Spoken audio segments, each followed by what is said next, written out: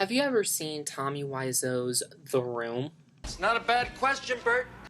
Well, if not, you don't know what you're missing out on. Hi, doggy. I did not hit her. It's not true. It's bullshit. I did not hit her. I did not. Oh, hi, Mark. Chip, chip, chip, chip, chip, chip. You know what they say, love is blind. I fed up with this world. It is one of the worst movies ever made. Yet I love it so much. Oh, God! Oh, yes! Seth Rogen explained it very perfectly where he said... A lot of movies, like, you get the joke 10 minutes in, you're like, I get it, it sucks. Right. This movie's not like that. No, no. In 10 minutes, like, after 40 minutes, you're just like, it keeps coming up with new ways to be shitty. Like, it's constantly, like, reinventing the shitty wheel as the movie goes on. Like, it's truly amazing. It has been out for now 13 years, and it's still garnering a lot of attention, especially since James Franco is coming out with his film, The Masterpiece, which is due out in the fall, and it's about the making of The Room, and Franco's playing Wiseau himself. So anyway, I found a novelization of The Room. It is definitely the kind of thing where it's like, yeah, I gotta read this. Novelization. I found it online for free.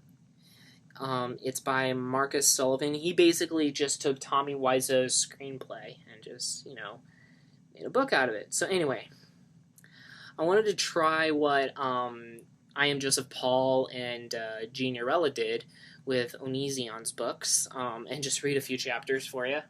I don't know if I'm going to do exactly what they did, where they just stop and, punch themselves in the head because of how frustrating Stones to Abigail and This Is Why I Hate You were. But, I don't think I'm going to do that at all. I think some of it will speak for itself. But as I read this, I'm going to actually do the voices as best as I can. I have some Mike's Hard Lemonade. Let's do this.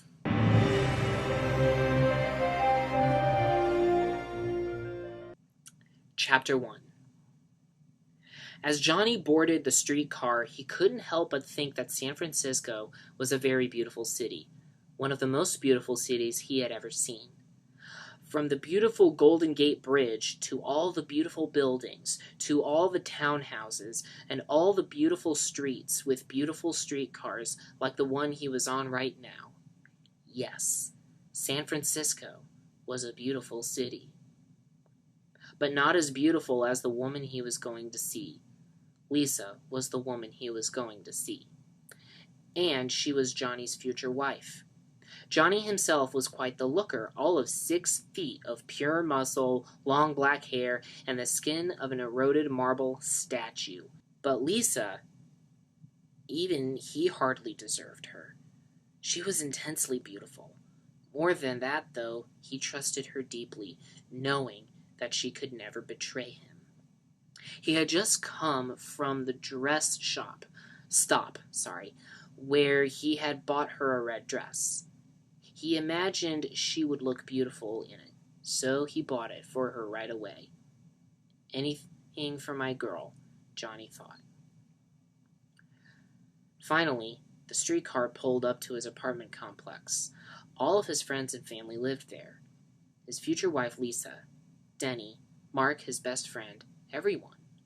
He approached the door, took a moment to compose himself, then entered. Sure enough, Lisa, his future wife, was there waiting for him. "Hi, babe," Johnny exclaimed. "I have something for you." Lisa, his beautiful future wife, smiled and rose from the couch. Wow, Johnny thought, she is really beautiful. She was wearing a blue shirt and skirt. Sexy, thought Johnny. "What is it?" she inquired sheepishly. "Just a little something." Johnny grinned, hiding the package behind his back. After a brief struggle, he handed her the box. She opened it with haste, throwing the wrapping every which way, revealing the radiant beauty of the red dress beneath. "Johnny, it's beautiful." "Thank you." She looked it up and down. "Can I try it on now?" "Sure, it's yours." Lisa grabbed him by his tie and reached in for a quick kiss. "You wait right here." Johnny grunted. "I'll try it on right now." She left to go try on the dress right now. Johnny sat on his couch, and he waited. Moments later, Lisa descended the spiral staircase that defined much of the room, the red dress clinging to her womanly curves. Johnny was floored. He had come to expect beauty from Lisa, his future wife, but this... "Wow, you look so sexy, Lisa," Johnny said. Lisa did a quick spin, showing off the dress and her body. "Wow," Johnny thought, "she looks so sexy." "Isn't it fabulous?" she said. "I would do anything for my girl," Johnny said, his arms behind his head. Denny, a boy in his late teens, swung open the door. "Oh, hey, guys." Johnny gestured over. "Oh, hi, Denny." Denny walked over to the main living area, looked Lisa up and down. He couldn't help but notice how sexy she looked in that red dress. He felt bad for thinking it, but he wouldn't mind kissing her and telling her that he loved her. But Lisa was who she was, and besides, he could never hurt Johnny. "Wow, look at you," Denny said. Lisa smirked. "It's from Johnny." "Anything for my princess," Johnny said, then laughed. "Ha ha ha." "How much was it?" Denny inquired. Lisa frowned. "Denny, don't ask a question like that." Denny was confused by the statement. He was just curious how much Johnny had spent on that dress. Sometimes adults just didn't understand. "Nice to see you, Denny. I'm going to take a nap," Johnny said, rising from his seat. "Can I go upstairs too?" asked Denny. Johnny simply laughed. "Denny, I think I'm going to join him," Lisa said. Johnny laughed. The two made their way up the stairs, leaving Denny alone. He produced an apple and took a bite. Now this, he thought, I want to see. He too made his way up the stairs. When he got to their bedroom, Johnny and Lisa were already throwing pillows at each other playfully, as they often did before lovemaking. Denny, without a second's hesitation, jumped in bed with them. Everyone laughed. "No, stop, stop," Denny laughed. He didn't really mean it, of course. He wouldn't want to be anywhere but right here, right now. He rolled off the bed softly, smiling at the two older lovers. "Denny, don't you have something else to do?" Johnny suggested gently. "I just like to watch you guys." Lisa sighed. "Oh, Denny, Denny boy," she said, stroking his hair. Denny smiled like a creep. "Denny, 2 is great, but 3 is a crowd," Johnny said, and then he laughed. Lisa nodded subtly in agreement. "I get it," Denny said. "You guys want to be alone?" "That's the idea," Johnny said. Lisa winked with her eyebrows. Denny was hurt deep. All he had ever wanted was to be part of the family, in every way, but he wouldn't let his hurt show. Not here. He played it cool, like he always did. "Fine," he said. "I have some homework to do anyway." Lisa and Johnny smiled at each other. Denny, reading the hints, arose and headed for the staircase. "Bye, lovebirds," he said, creepily as he left. "Bye, Denny," Johnny said. "Bye, Denny," Lisa also said. They watched as he walked down the stairs. Going, gone. Lisa turned to Johnny, led in, and kissed him tenderly. He kissed her back with an intensity that overwhelmed her loins. She pushed him down onto the bed and threw a pillow at him. Johnny laughed. Moments later, they were dancing, Johnny twirling her around as he often did before sex. Oh, Lisa, yes," he muttered. Johnny couldn't explain why he felt this way about Lisa, but he knew that it would be a shame to live in this world without her. She took off his tie and ran it through his hair sexily. "There's nothing I wouldn't do for you," Johnny thought. They lit a bunch of candles and spread rose petals all over the bed, but not before they threw some more pillows around and danced a bit more. Lisa unbuttoned Johnny's shirt as he held the remaining rose. He felt his throbbing, wrinkled sex grow in anticipation. She rubbed him with the rose, but dropped it as he kissed her. "I would climb through the highest of mountains for her," he thought to himself. He ripped off her dress, then grabbed the rose and picked off its petals one by one, dropping them gently over her body. Lisa was very wet now. He climbed on top of her, his penis sliding up and down her stomach. Oh, oh, oh, they both moaned. He drove himself harder into her navel, his cock bouncing limply off her bulbous flab. Yes! Johnny came all over his future wife's stomach. She looked down and smiled. That's how Lisa liked it. Or at least, that's what she wanted him to think. He rolled over and fell asleep at once. Lisa, rose petals stuck to her back like semen stuck to a hooker, looked at Johnny. Disgust furrowed her brow. That's it, she thought. That's all I get? Once again, it was the same old show, Johnny on top, humping furiously into her stomach while rose petals were thrown about everywhere. She wanted something more, something better, and she knew exactly where to find it. Chapter 2. Johnny awoke to the buzzing of his alarm the next morning. 6:28, it read. He usually set his alarm at random intervals to surprise him from day to day. He never understood people's tendency to set clocks at dull, boring times like 6 o'clock or 6:15 or 6:30. But then again, Johnny was no ordinary man. He turned off the alarm and sat up slowly, still basking in the pleasures of the previous night. He grabbed one of the roses from their love-making session and smelt it. It still smelled like love. He placed it delicately beside Lisa's still resting, still beautiful body, then left to get dressed. His buttocks rippled and twisted in the morning breeze. Moments later, he was dressed for work, a sharp suit and tie. Before he left for the day, though, he always made sure to kiss Lisa, his future wife, goodbye.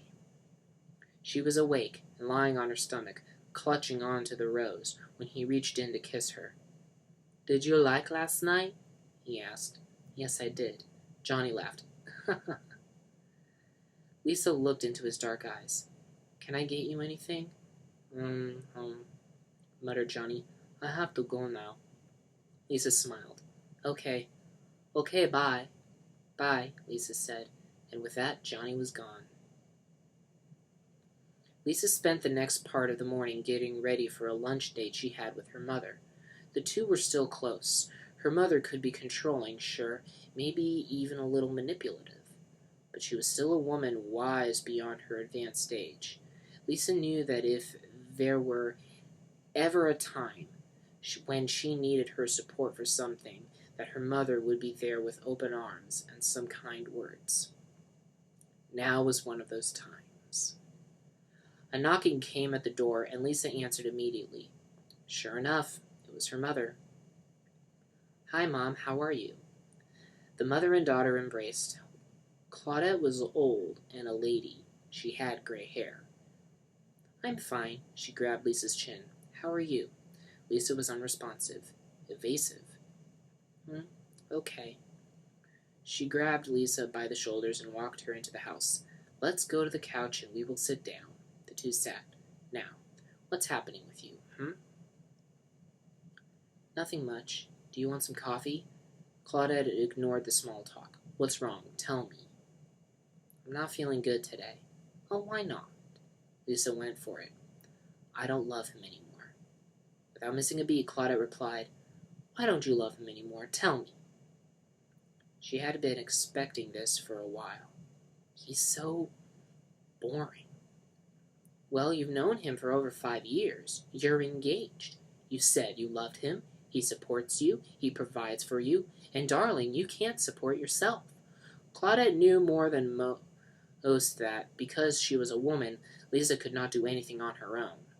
Lisa grimaced. "He's a wonderful man, and he loves you very much."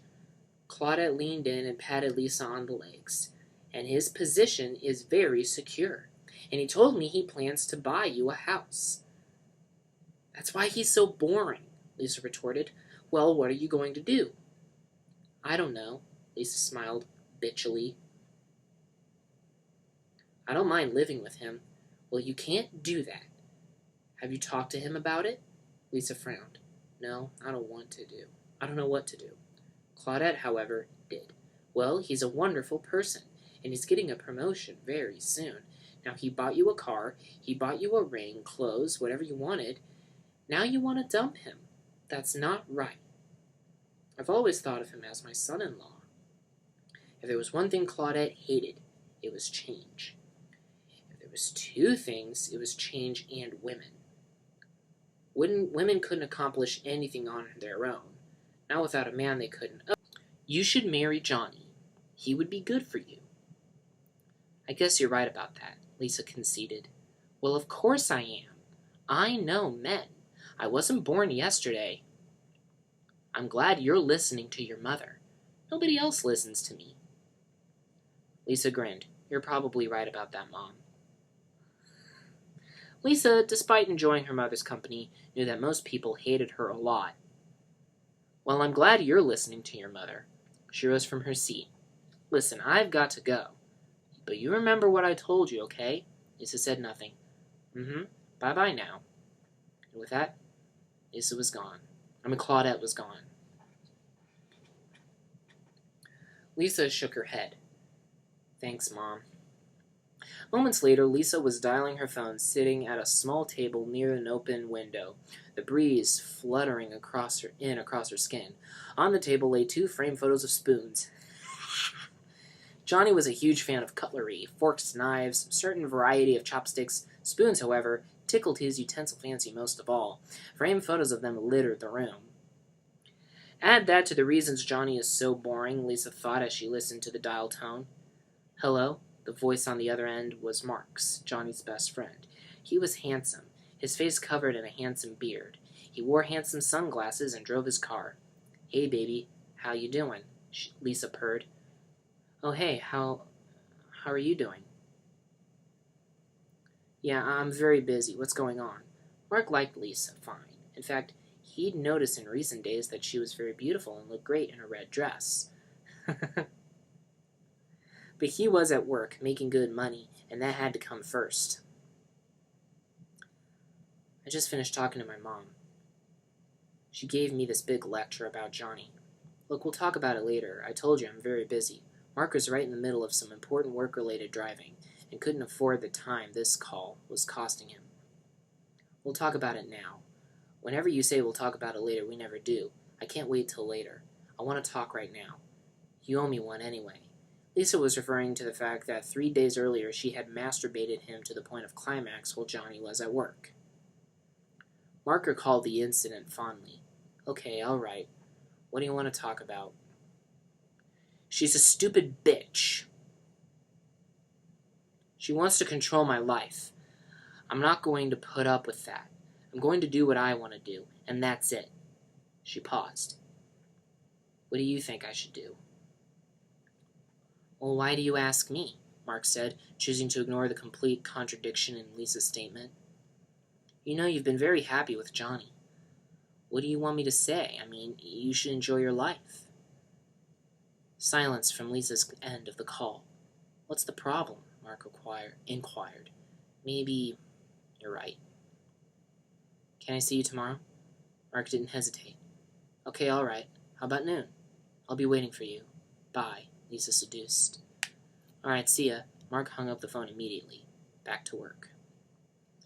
Lisa put the receiver down. She also had some work to do. She had some candles, music, and a sexy dress to buy for tomorrow at noon. Chapter 3. As Mark rode the familiar streetcar to the apartment complex that was his best friend Johnny's and Denny's home alike, his mind was focused entirely on one thing: Lisa, the building's most beautiful and most sexy tenant. If she approached him again, as she had the other week, would he be able to resist? She was Johnny's future wife, and Johnny was his best friend, and yet, she was so beautiful. Why are you even doing this? He thought on his way up to the door. What good can it lead to? It was too late for second guessing. He had already rang the doorbell. Lisa opened the door almost instantly. There she was. Beautiful blonde hair bouncing off her tiny shoulders, her smile welcoming and yet erotic. She was wearing a very sexy black blouse and dress. He smiled back, his beard very handsome. "Hi, how are you doing?" he said. "Fine, come in." She grabbed onto his shoulder and gestured for the couch. He let her hand linger there far longer than it should under the company of friends. It felt warm, good, right. But this isn't right, Mark thought. Have a seat. She pushed him down into a sofa chair, rubbing his shoulders gently, brushed her fingertips against his arms and up his back, gently massaging him as she went. She made her way up to his face, bringing her hand over his beard. It rustled with her touch. Mark could already feel his other best friend throbbing with anticipation. Lisa moved off, pouring 2 drinks, bending over just as she did it. She turned around and handed Mark a glass. Her fingers touched his, and they scraped together audibly. Mark's cock was pulsating with want now, and he hated himself for it. "Thank you," he said. Lisa looked down at her blouse, began to unfasten it. "It's hot in here," she sexied. "Do you mind?" No, he certainly did not. She threw away her covering and let it fall limply onto the floor. Only a skimpy black dress remained. Mark swallowed. Hard. Of course, it was not the only thing that was hard. She fingered his arm gently. I wouldn't mind fingering her gently, Mark thought to himself. He looked up at her, embarrassed. I mean, the candles, the music, the sexy dress. I mean, what's going on here? He smiled. There weren't literally candles or music, and the dress itself wasn't all that sexy, but he was speaking rhetorically. He knew what was going on. It sometimes paid to play dumb. Lisa smiled, then sat on his lap, creeping her way closer and closer to his crotch. I like you very much, lover boy, she purred, stroking Mark's handsome and manly beard. What are you doing this for? Mark asked playfully. What's the matter? Don't you like me? I'm your girl. Mark looked away in shame. After a moment, he took her hand and moved it away from his face. It didn't matter how much he wanted it. It was wrong. Johnny was, and always would be, his best friend. Johnny's my best friend. All right, you're going to be married next month. Come on. Lisa put down her wine, and grabbed Mark's face and beard, moving in closer than before. Forget about Johnny. This is between you and me. She stroked his beard over and over, harder and more sensual with every consecutive pat. She let her fingers stray slightly over his mouth. Johnny grabbed her hand again, pushed her away. I don't think so, Mark said, making his way up from the couch. I'm leaving now. She grabbed him by his face and started stroking again. Please don't leave. Please don't leave, she pleaded. I need you. I love you. I don't want to get married anymore. I don't love Johnny. I dream about you. I need you to make love to me. She reached in to kiss him. Mark backed away, took her hands, and held them together. I don't think so. He was going to go up to his apartment, jerk his mini Mark, and forget this ever happened. Everything is going to be fine, I promise. Lisa stood, taking his hands and pulling him up. She took them both and wrapped them around her face. Despite his refutes, Mark didn't resist. She moved in, and their lips met. They kissed. Passion rippled through their groins. Lisa moved off, took Mark by the hand, and led him towards the stairs. Moments later, they were kissing on the stairs, Lisa propped up on the steps and Mark advancing hard. He felt his hand move up her leg and thigh. She began to unbutton his shirt. They kissed. She kissed his beard. Oh, Mark moaned. She gently pushed off his shirt, sleeve by sleeve. She ran her hand up and down his muscular chest. Then he kissed on the stairs with his shirt off. Oh, Lisa, Mark groaned.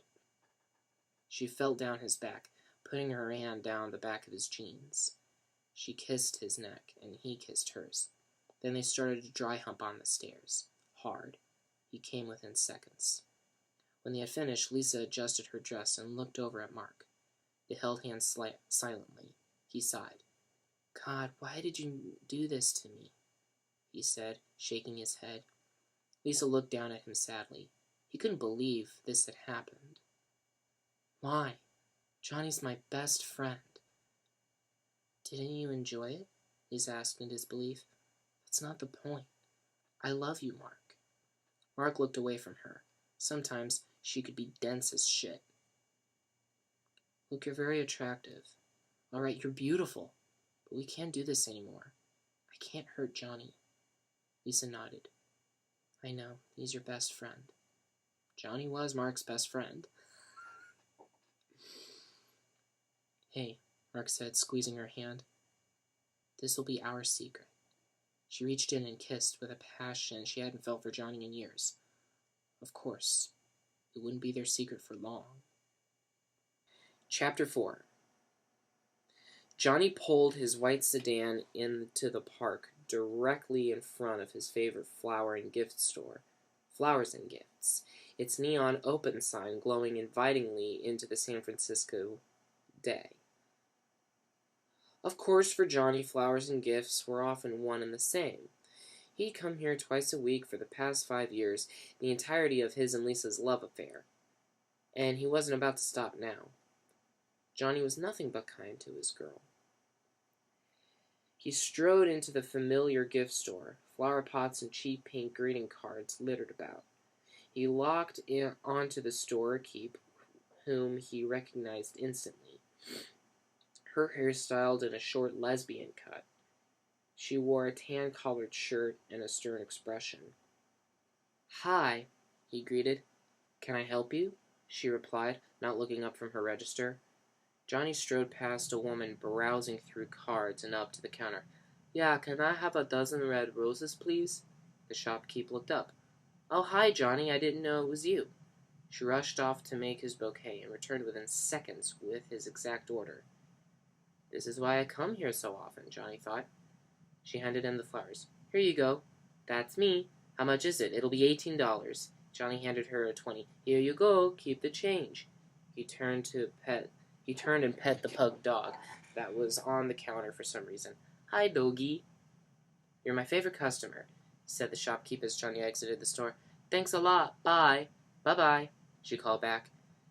And with the flowers safely in tow, Johnny ran out to his car, excited to surprise Lisa with another gift. Chapter 5.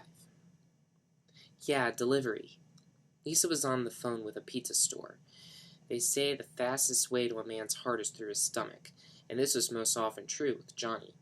Certainly the fastest way to her heart was through her stomach, in that she enjoyed Johnny dry humping it. 555-4828, half Canadian bacon with pineapple, half artichoke with pesto, and light on the cheese. Thanks. She hung up and placed the phone near their framed spoon pictures.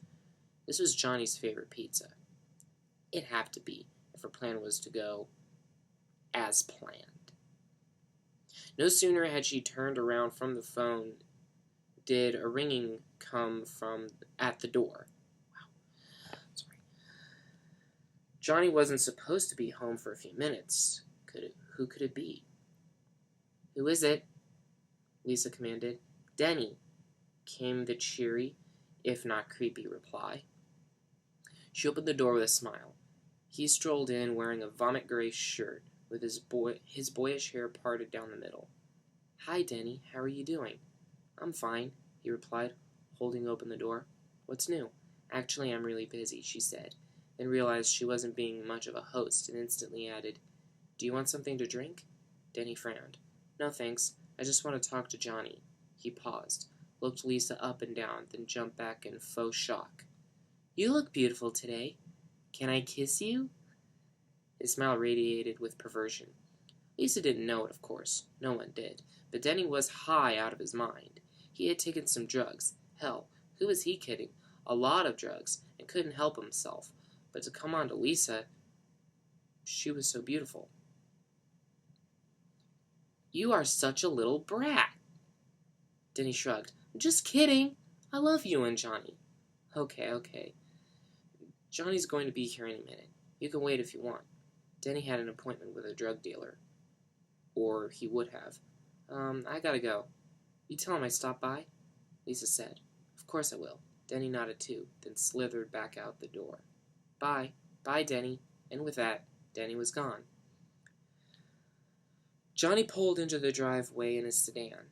In between the flower store and his arrival home, he had received some terrible news. He hoped the roses would help soften the blow.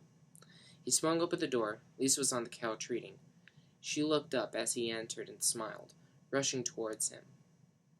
Hi, babe, Lisa, he said, and the flowers hidden behind his back. These are for you. With pride smeared across his acid-burned face, he revealed the dozen red roses. Lisa smiled a fake smile. She had tired of the roses years ago.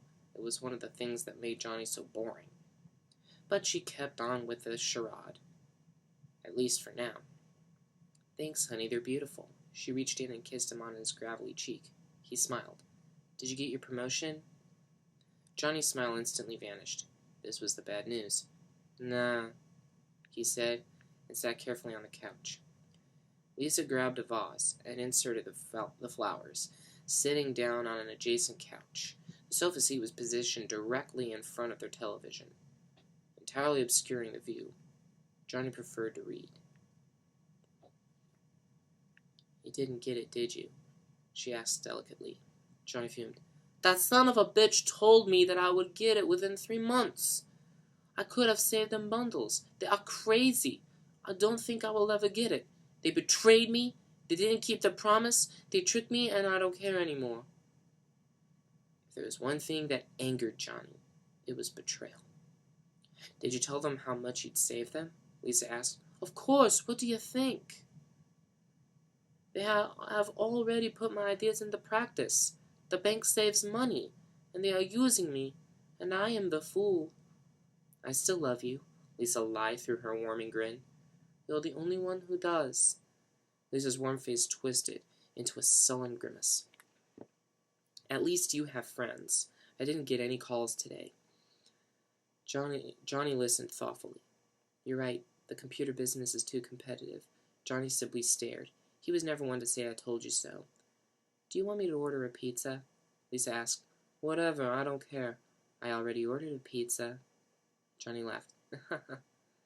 You think about everything.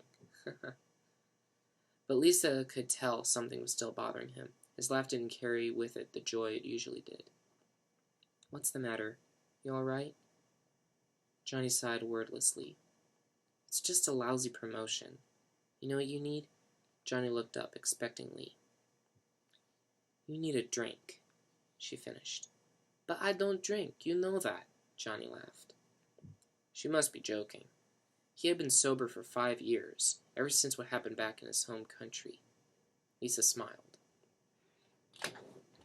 The pizza had arrived, so had the drinks. Despite Johnny's repeated denials, she knew she could get him to knock back a few. And here she was, 2 drinks of scotch in her hand, heading towards the couch where Johnny sat happily eating his half-Canadian bacon with pineapple, half-artichoke with pesto, and light on the cheese pizza. She put down one glass, then another, then poured straight-up vodka into both. Johnny watched her do it with a sense of detached worry. Lisa grabbed her glass and handed Johnny his. He stared at it. Liquid death. The devil's seductive sauce. Could he do this? Could he go down this path again? After all that had happened last time? Don't worry about it. It's good for you, Lisa assured him. Johnny put the drink down. You must be crazy. I can't drink this. She put hers down too, then grabbed Johnny's and wrapped his hands back around it. If you love me, you'll drink this, she whispered seductively. Well, he loved her, so what else could he do? He took a sip. He giggled as the golden fluid seared down his throat. You're right, it tastes good. I know I am right. Don't worry about those fuckers. You're a great man. Of course that was a lie. Although Lisa did consider Johnny a great man, she also considered him a fucker, a boring fucker. "Drink and let's have some fun," she said, and clanked her glass to Johnny's. He smiled and shook his head, then downed another sip of the yellow poison. Within minutes, they were both drunk and laughing. They stood together pounding down shots, Johnny's tie wrapped drunkenly around Lisa's forehead. She fell onto a nearby couch and laughed as Johnny chugged. He finished his drink, then carelessly dropped the glass, smashing it to pieces. They laughed. Johnny grabbed at his hair. "You have nice legs, Lisa." "You have nice pecs," Lisa giggled. Johnny bellowed. "I'm tired, I'm wasted. I love you, darling." Lisa grinned. "Come on, make love to me." Johnny moaned tiredly. He was too drunk to say hi to his doggy tonight. "Come on, you owe me one." Lisa was referring to the fact that 3 days earlier she had masturbated him to the point of climax. Johnny sighed and let Lisa pull him down onto the couch. She put his arm around her. "I love you, Lisa." She laughed. "I love you, Johnny," then tore open his shirt. Johnny chuckled. She pulled him close, and they began to devour each other's mouths. Johnny moaned softly. They lit a bunch of candles and spread rose petals all over the bed. Johnny felt his throbbing, wrinkled sex grow in anticipation.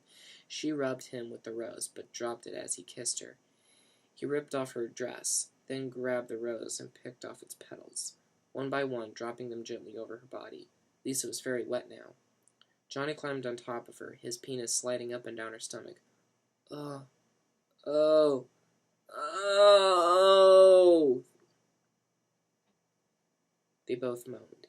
He drove himself harder into her navel, his cock bouncing limply off her bulbous flab. "Yes!" Johnny came all over his future wife's stomach. She looked down and smiled. That's how Lisa liked it, or at least that's what she wanted him to think. He rolled over and fell asleep at once. Chapter 6. "So I'm organizing a party for Johnny's birthday. Can you come?" Lisa was once again meeting with her mother, and this time she was trying to steer the subject away from her marital issues, at least for the time being anyways. "When is it?" Claudette replied with enthusiasm. "Next Friday at 6. It's a surprise." "Oh, you can bring somebody if you want." Claudette hadn't had a date in years. She simply didn't trust people. "Oh, sure, I'll come, but I don't know if I'll bring anybody." Her admissions of loneliness reminded her of a recent incident. "Oh, that jerk Harold. He wants me to give a share of my house." Lisa took a patient sip of coffee. "Here we go again. That house belongs to me," she whined. "He has no right. I'm not giving him a penny. Who does he think he is?" Lisa rolled her eyes. It had been like this since she was a girl.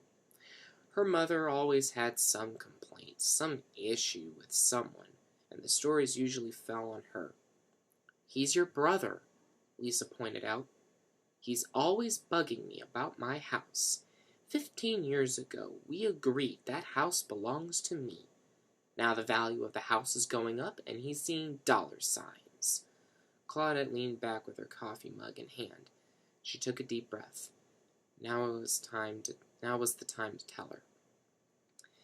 "Everything goes wrong at once. Nobody wants to help me, and I'm dying." Lisa shook her head. Classic mom's exaggerations. "You're not dying, Mom." Claudette swallowed another sip, then said, matter-of-factly, "I got the results of the test back. I definitely have breast cancer." "Look, don't worry about it. Everything will be fine," Lisa comforted, but now it was Claudette's turn to roll her eyes. Lisa might not take this seriously, but then again, Lisa wasn't the one dying of breast cancer. "They're curing lots of people every day," Lisa added casualty.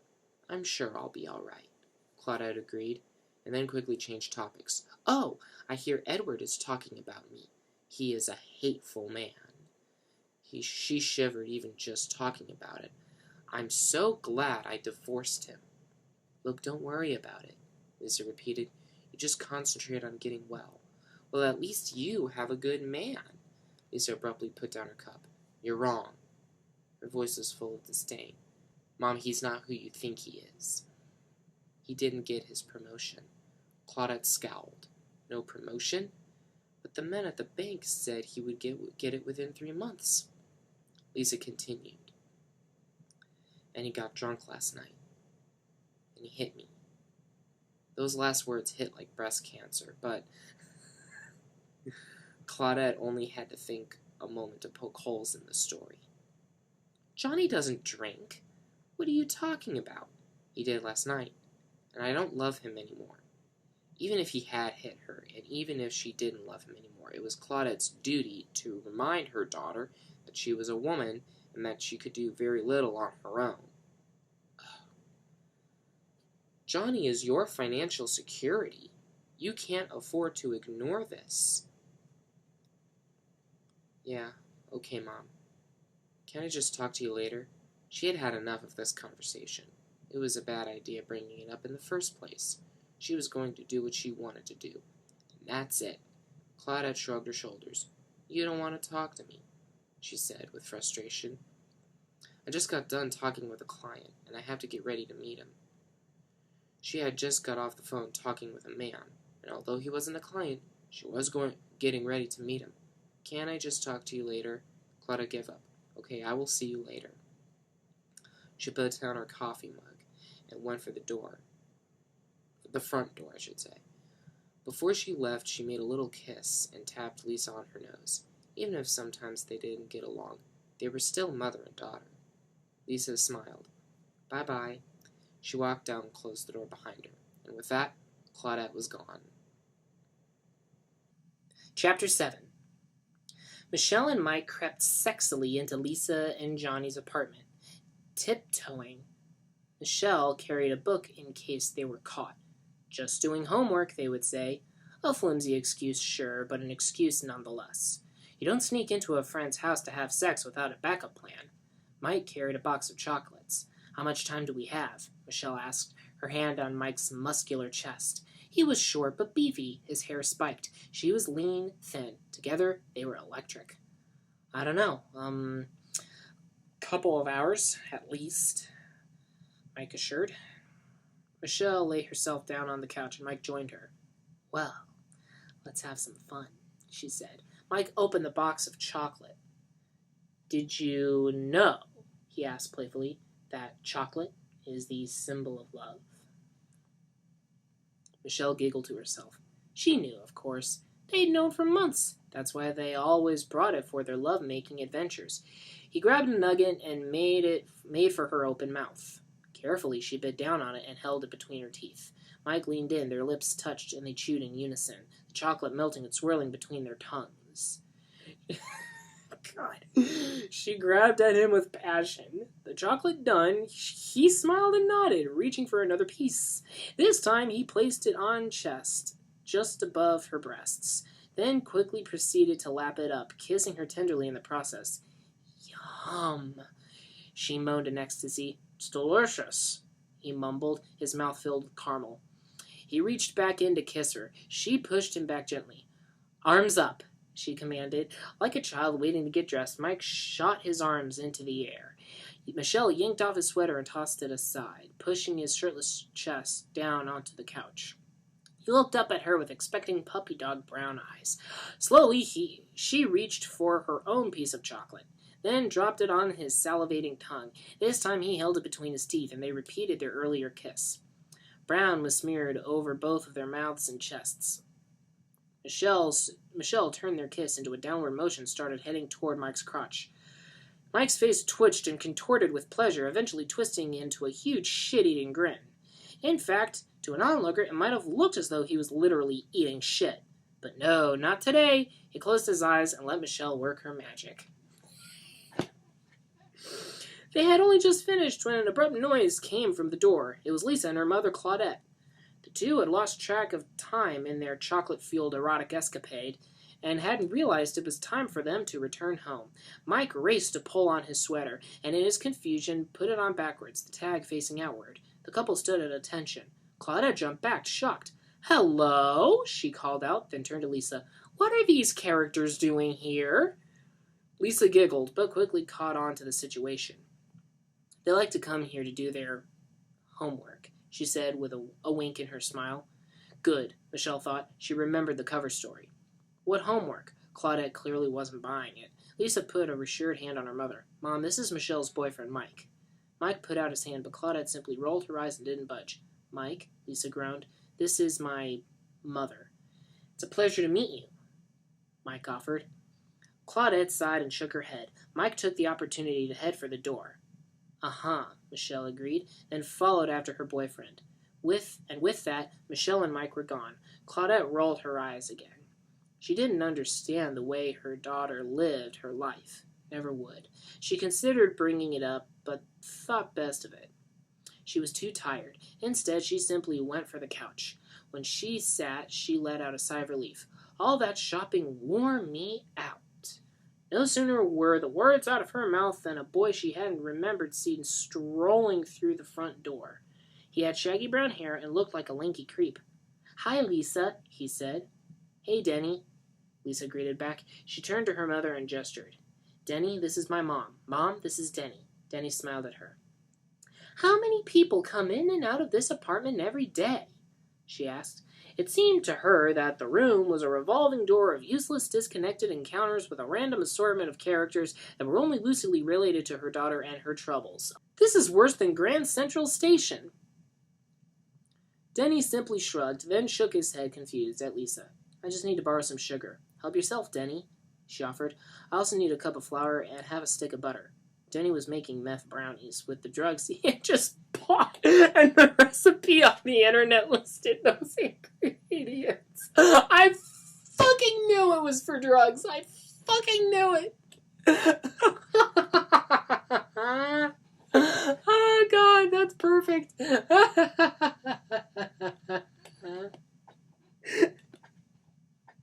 Okay.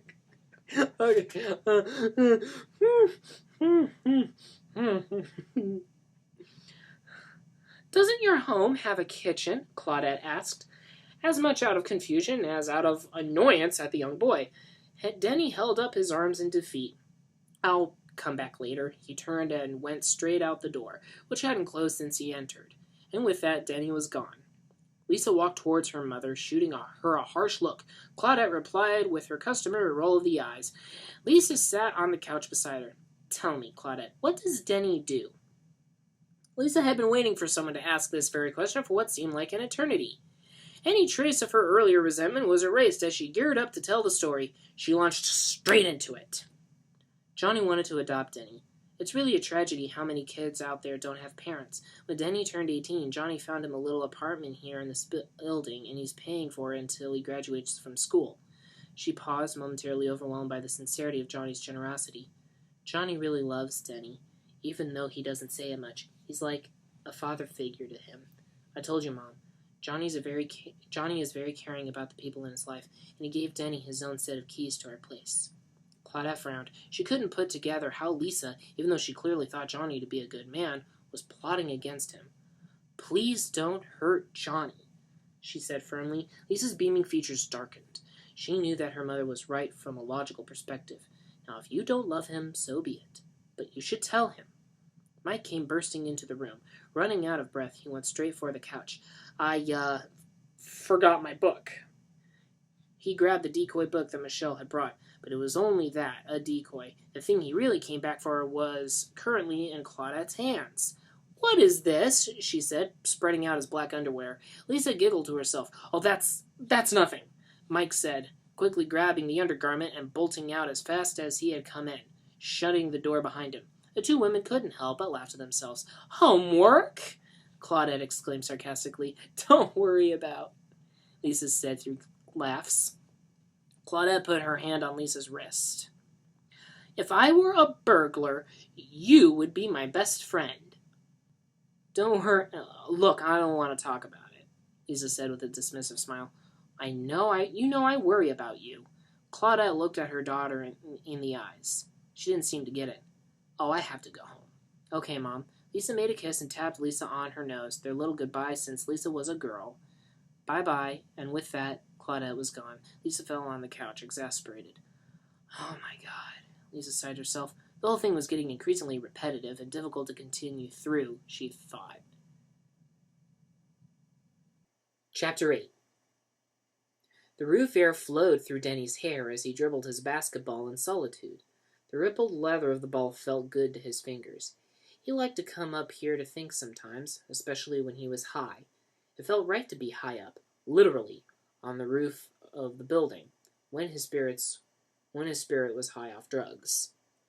Speaking of drugs, the door to the roof suddenly swung open and just as quickly banged shut.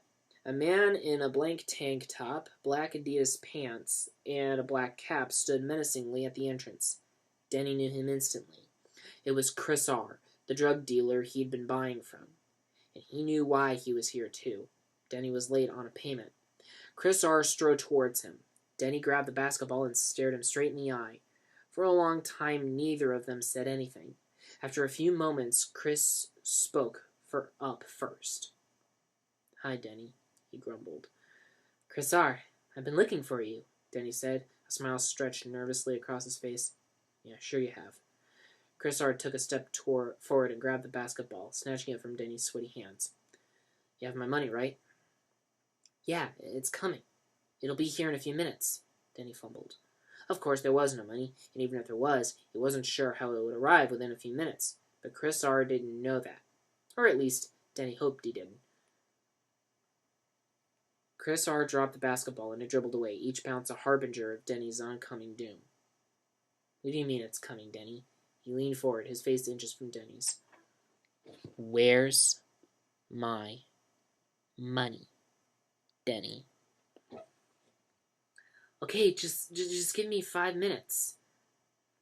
Maybe if he could find Johnny and ask to borrow some money again. Just give me 5. Chris R. leaned back and pretended to consider it, but he'd waited long enough. 5 minutes? You want 5 fucking minutes, Denny? You know what? I haven't got 5 fucking minutes! He ripped a gun from his pants, grabbed Denny by his neck, and shoved him to the floor. He pushed the cold, hard steel of the pistol into Danny's shaggy hair. I'm going to ask you again. Where's my money? He tightened his grip on the boy's neck. Tears welled up and dripped from Denny's eyes. I don't have anything, he choked out. Where's my money, Denny? Chris R. repeated. Where's my fucking money, Denny? Denny could only cry, like a bitch. What did you do with my fucking money, Denny? Chris R. shouted. I swear to God, it's coming, Denny pleaded. Chris R. jammed the gun into Denny's temple. Where's my fucking money, Denny? He screamed again, over and over. The door to the roof swung open, and Johnny and Mark came flooding out, shock hitting them hard. They ran towards the confrontation, traversing the length of the roof within seconds. They grabbed at Chris R., pulling him off and away. Denny crawled back. Mark grabbed Chris R.'s gun and pointed it at the drug dealer, holding back his left arm while Johnny held his right. The man struggled, yelling, screaming at Denny. You're fucking dead, he spat. Shut up, Mark retorted. What's going on? Oh, somebody help! It was Lisa screaming, her and her mother having randomly appeared at the door as well. Mark and Johnny dragged the drug dealer towards the door while the women ran out to Denny. Let's get him to the police, Johnny offered, and he and Mark disappeared back into the building. You're fucking dead! Chris R. yelled out as he sunk into the darkness. Denny was leaning off the building, tears streaming down his boyish face, when Lisa and Claudette reached him. Lisa took him by the shoulders and faced him towards her, shaking the creep frantically in her arms. Denny, are you okay? What did the man want from you? She pulled him away from the wall. Nothing, he said. Oh, that was not nothing, Claudette chimed in. Tell me everything. Lisa was crying now. This boy was like a son to her. You have no idea what kind of trouble you're in here, do you? Claudette lectured. I owe him some money, Denny admitted. Claudette started to say something, but then stopped herself. What kind of money? I owe him some money, Denny admitted. What kind of money? Everything's okay. He's gone. Everything is not okay, Denny. That is a dangerous man. Claudette had seen too many people murdered by drug dealers in her lifetime to let her family, and that's what Denny was now, whether she liked it or not, be involved in them. Calm down, he's going to jail. Denny, what kind of money? Just tell me. Lisa was incredibly concerned as to the exact amount. What do you need money for? Claudette began, but Lisa interrupted. Mom, please. Denny is with me and Johnny, she screeched. A man like that with a gun? My God. If Denny wasn't crying from Chris R's attack, he was certainly crying from this barrage. Denny, look into my eyes and tell me the truth. We're your friends, Lisa pleaded. Denny took a deep breath. I bought some drugs off of him. Things got mixed up. I didn't mean for this to happen. Claudette rolled her eyes in disbelief. Denny broke down into a solid stream of tears. Denny, she choked out. I don't have them anymore. What kind of drugs, Denny? Lisa sobbed. It doesn't matter. I don't have them anymore. It doesn't matter? Claudette said. How in the hell did you get involved with drugs? Mom! Lisa tried to interrupt, but Claudette continued. What, were you going to give them to him? Selling them to him? Where did you meet that man? What kind of drugs do you take? Lisa screamed at him. It's nothing like that. Denny tried to explain, but what the hell is wrong with you?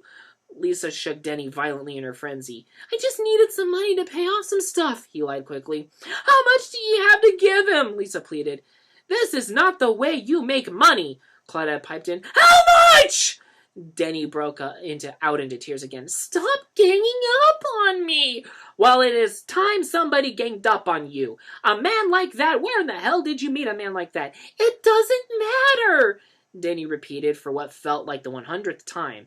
This was an infuriatingly useless and repetitive conversation. And Denny was quickly wishing that Chris R. had just shot him in the head so that he wouldn't have had to endure it. It matters a great deal. A man holds a gun on you, you almost got killed, and you expect me to forget that? Denny couldn't take this from her anymore. You're not my fucking mother! He shot back. You listen to me, boy! She grabbed his sweater and yanked at him. Lisa hugged him, bringing his head to her chest and sobbing for her mother to stop, but Claudette couldn't be contained. Somebody had better do something around here! Claudette threw his hand down violently and stepped back. Lisa cradled Denny's head, stroking his oily hair as they wept together. It's okay, she whispered. The door swung open again, and Johnny and Mark returned. Chris R. wasn't with them, so Denny could only assume they had managed to successfully get him to the police, explained what had happened, and gotten him sent straight to jail in a few minutes they had been talking. Are you okay, Denny? Johnny asked urgently, holding Denny around the shoulders. I'm okay, he said. Are you okay? He repeated. I'm okay. What's okay? He's taking drugs, Claudette hissed. Johnny held Denny's head to his chest while Mark held Claudette back. Come on, stop, he commanded. It was a mistake. A mistake? That he takes drugs? Claudette threw up her hands and shook her head. No one was taking this seriously. Come on, let's go home, Johnny said. Mark agreed. Yeah, come on. It's clear. What's clear? Claudette wasn't even sure what that sentence meant in this context. I'm going to call the police. Mom, stop! It was Denny's mistake. Just stop. Ugh. Claudette turned her head in disgust. Mark pushed her towards the exit. Let's go. Johnny lifted his hand off of Denny's shoulder. Why did you do this? You know better, right? Why? I'm sorry, Denny whined. You know better, Denny. You almost got killed. I'm sorry. It was more genuine this time. Johnny could tell he meant it. It won't happen again, I promise. Johnny frowned and pulled Denny's head once more to his chest. Denny, you know that Johnny is like your father, and we're your friends. We're going to help you, Lisa said, sounding very much like a mother herself. Johnny pulled at Denny's hair and looked as though he was having an orgasm. And in a way, he was. An orgasm of relief. Despite his parental objections, he was glad Denny was okay. And now that this was done, he would never bring it up in any way ever again. Johnny was going to make sure that this incident didn't affect anything in their lives and was totally forgotten by everyone involved. Let's go home, Johnny said. He extended his arm over Lisa, too, and the three of them went for the door. And with that, the plot about Denny having drug problems was gone. Chapter 9. I miss you. Lisa's voice came through Mark's receiver.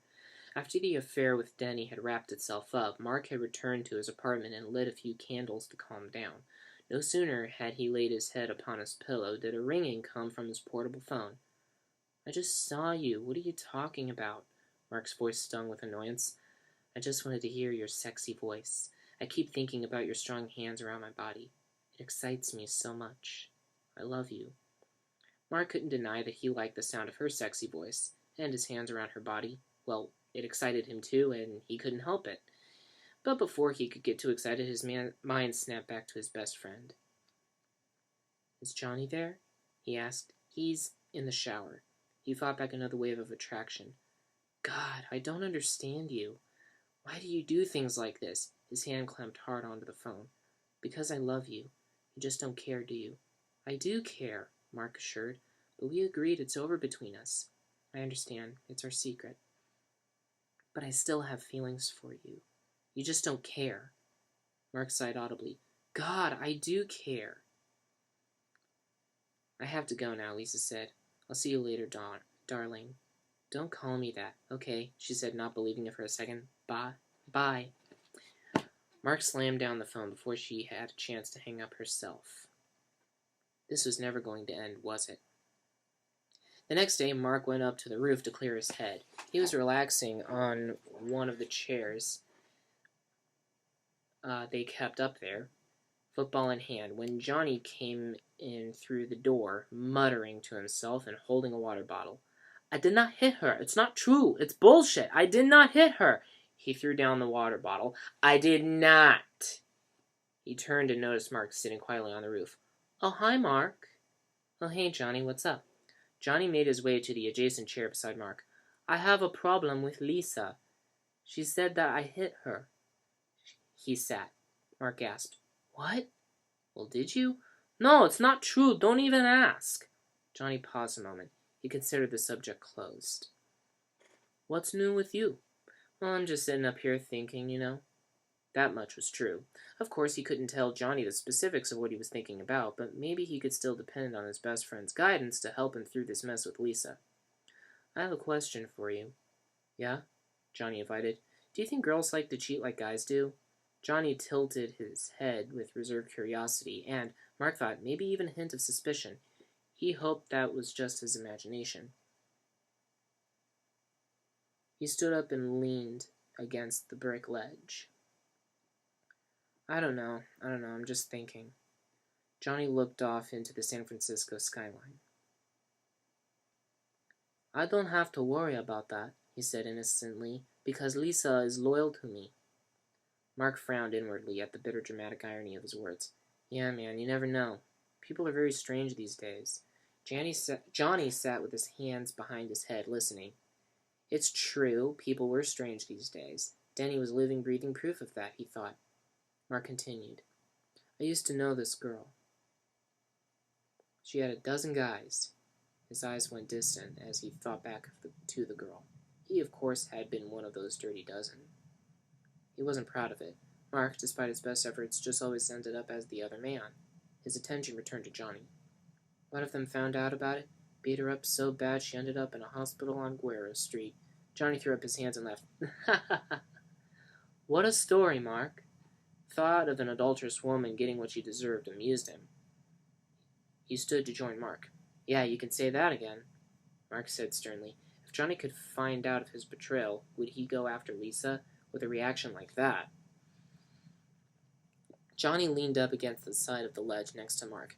He put his hand on the younger man's shoulder. All this talk of betrayal, he was relieved that he'd never have to worry about such things, surrounded as he was with people whom he loved and trusted. "I'm so glad that I have you as my friend, as my best friend, and I love Lisa so much." "Yeah, man," Mark replied. "You are very lucky." "Well, maybe you should have a girl, Mark," Johnny suggested gently. Once again, the irony of Johnny's words struck deep, inspiring a stabbing guilt in Mark that was getting harder and harder to suppress. Yeah. Maybe you're right." Holding the football, he took a few steps towards the other ledge of the roof. "Maybe I have one already. I don't know yet." "Well, what happened? Remember Betty? That's her name." "Betty? Yeah, we don't see each other anymore." You know, she wasn't any good in bed. She was beautiful, but we had too many arguments. God. Mark's thoughts turned again to Lisa. What is it with me and dating beautiful women who weren't any good in bed and with whom I argued so much? That's too bad. My Lisa is great when I can get it, Johnny said. Sure, if you consider dry humping on the stairs great, Mark thought, then sat down again with the football. Oh man, I just can't figure women out. Sometimes they're just too smart. Sometimes they're just flat out stupid. Other times they are just evil, Mark said. And of course, Lisa was all three. It seems to me like you're the expert, Mark, Johnny exclaimed excitedly, sitting down once again beside his best friend. No, Mark said, smiling at his best friend's naivete. Definitely not an expert, Johnny. Johnny noticed something in Mark. Something he was holding back, perhaps? Some secret? Their talk had been exceedingly vague. What's bothering you, Mark? Johnny asked. Mark looked at Johnny a moment, guilt plaguing at him. Abruptly, he stood and went for the door. Nothing, man. Johnny quickly chased after him. Do you? Do you have some secret? He slapped a hand on Mark's shoulder and turned him toward himself. Now he was sure something was wrong. Forget it. Come on, forget it. Mark dodged. Why don't you talk? Is it some secret? Come on. Johnny grabbed the football out of Mark's hands. Forget it. Talk to you later. Mark couldn't be stopped. He went for the door. Johnny threw the football in the air and caught it. Well, whatever, he muttered to himself. Mark charged past Denny, who himself was on his way to the roof, and they exchanged a hurried glance. Denny spelled, but Mark couldn't be bothered. He descended into the building and was gone. Denny walked out onto the roof, shaking his head in confusion. He noticed Johnny on one of the chairs tossing the football and walked over. Oh, hey, Johnny, he said. Oh, hey, Denny, what's up? Johnny replied. What's wrong with Mark? The boy asked. Johnny smiled and laughed. He's cranky today. Girl trouble, I guess. It must not be that bad then, Denny thought. What's new with you? Johnny prodded. Nothing much, he said, then leaned up against the brick of the wall. We still going to the movie tonight? Sure we are.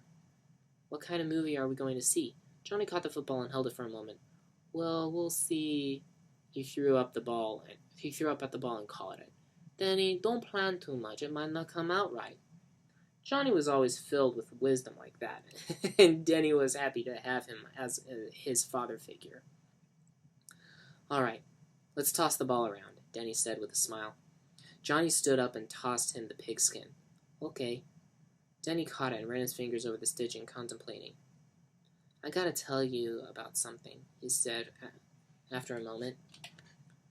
Johnny held open his hands and Denny threw the ball back. He caught it. Shoot, Denny, he said, then tossed the ball back again. Denny caught it. It's about Lisa. Suddenly the ball wasn't being tossed anymore. Johnny leaned back and focused his attention, not harsh but serious suddenly at the mention of his future wife. Go on. She's beautiful. She looks great in a red dress. I think I'm in love with her. He paused to gauge Johnny's reaction. It was unchanged. Go on, Johnny offered. If he was upset, he wasn't showing it. I know she doesn't like me because sometimes she's mean to me, but sometimes when I'm around her, I feel like I want to kiss her and tell her that I love her. I don't know, I'm just confused. To Denny's surprise, Johnny smiled. Denny, don't worry about that. Lisa loves you too, as a person, as a human being, as a friend. You know, people don't need to say it. They can feel it. Denny stumbled into one of the chairs. What do you mean? Johnny sat down too. You can love someone deep inside your heart, and there is nothing wrong with it. Denny listened attentively. Johnny was leaning back in his chair, hands behind his head. If a lot of people loved each other, his words echoed with meaning, the world would be a better place to live. Denny shook his head. But Lisa's your future wife. Denny, don't worry about it. You are a part of our family, and we love you very much. And we'll help you any time. And Lisa loves you too, as a friend. You are sort of like her son. Denny stood in surprise. You mean you're not upset with me? No, because I trust you, and I trust Lisa.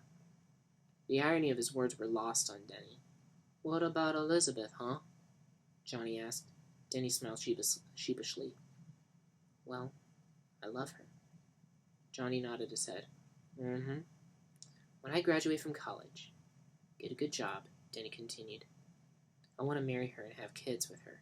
That's the idea, Johnny said, walking towards the boy. You're right. Johnny came right up next to Denny, and Denny used the moment to thank Johnny once again. Thanks for paying my tuition. Johnny put a fatherly figure hand on Denny's shoulder and started walking him to the door.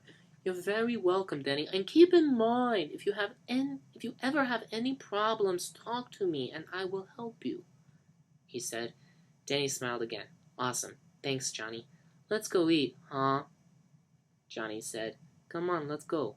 The father figure and son figure went for the door, laughing all the way. Chapter 10. Michelle lay on Lisa's couch, her hand wrapped around a cold glass of red wine. It was just her and Lisa this time, not Mike. So, how's Johnny? She asked. He didn't get his promotion, he replied, and dread crept into her voice. Michelle grimaced. She knew how important that promotion had been to him. Oh, is he disappointed? He said. Quite a bit. Lisa's tone was cold as steel. He got drunk last night, and he hit me. Lisa nearly spat out her wine. He hit you? Johnny didn't even drink last time she checked. Not after what happened to him in his home country and domestic violence. She didn't think he had it in him. He didn't know what he was doing, Lisa said. Michelle looked her friend up and down for bruises.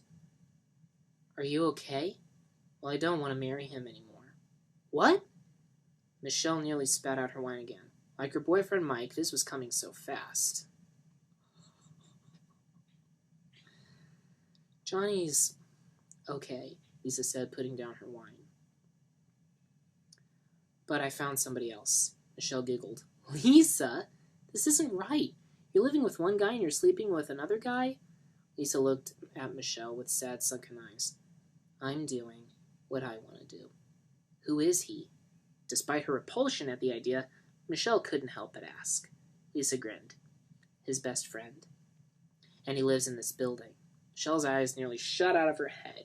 I can't believe you're telling me this. It's Mark, isn't it? Lisa nodded and reached for her wine. Michelle let herself have another giggle, then softened her tone. As a friend of both Johnny and Lisa, she couldn't let this go by without comment. Lisa, you know you're just thinking about yourself. Somebody's going to get hurt. You've got to be honest with Johnny. A lump in Lisa's neck began to bulge out. It was a tic she'd had since she was a child, triggered by intense guilt or stress. Like an alien struggling to burst its way from her neck, it resembled a disgusting mobile tumor. She hoped Michelle wouldn't notice. That explains so much. I can't do that. He would be devastated, she said. Well, if you care so much for him, why cheat on him? Lisa paused a moment, struggling for the words that would excuse her actions. They didn't come. Look, I really don't know what to do, she said finally. I love Mark. I don't have any more feelings for Johnny. Michelle sighed. Johnny is so excited about this wedding. I know, Lisa grumbled. You've got to tell Johnny. Lisa leaned in and hardened her features. No guilt trips. You don't feel guilty about this at all? No, Lisa said.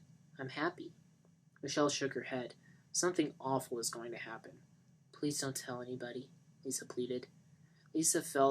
Michelle felt a heavy weight pressed down on her shoulders. Something awful was going to happen, and she wasn't sure if she or anyone could do anything to stop it.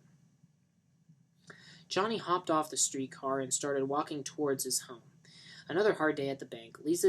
Johnny did all right, certainly enough to support his future wife, but had he gotten the promotion he was promised, he would have been a millionaire.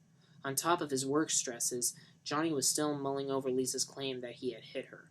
Of course he hadn't. Don't even ask. He was drunk, sure, but not drunk enough to strike his future wife. Not even on Denny's drugs would he do that. No, he was sure Lisa was making it up. But why?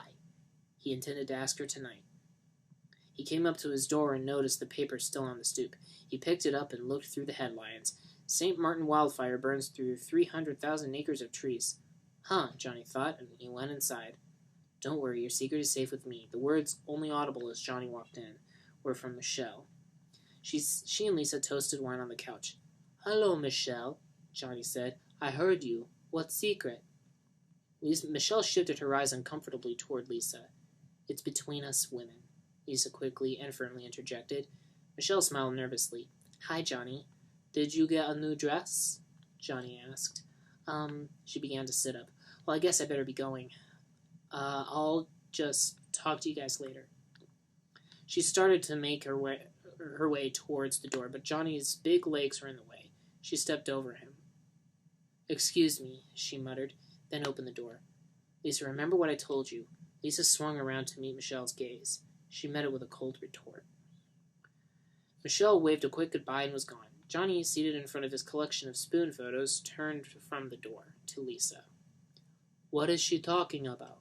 Lisa swung her head in annoyance. "It's girl talk. I just told you that."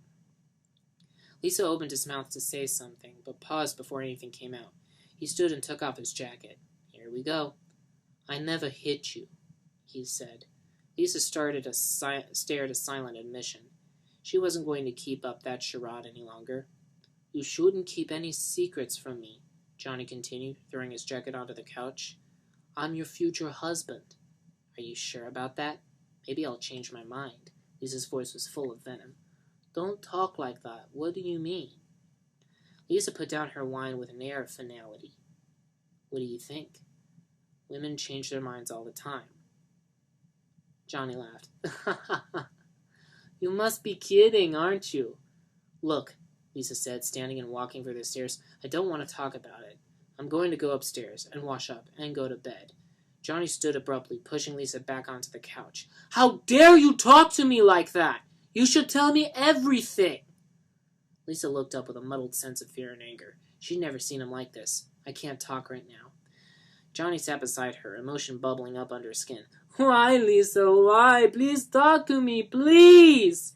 She simply looked away.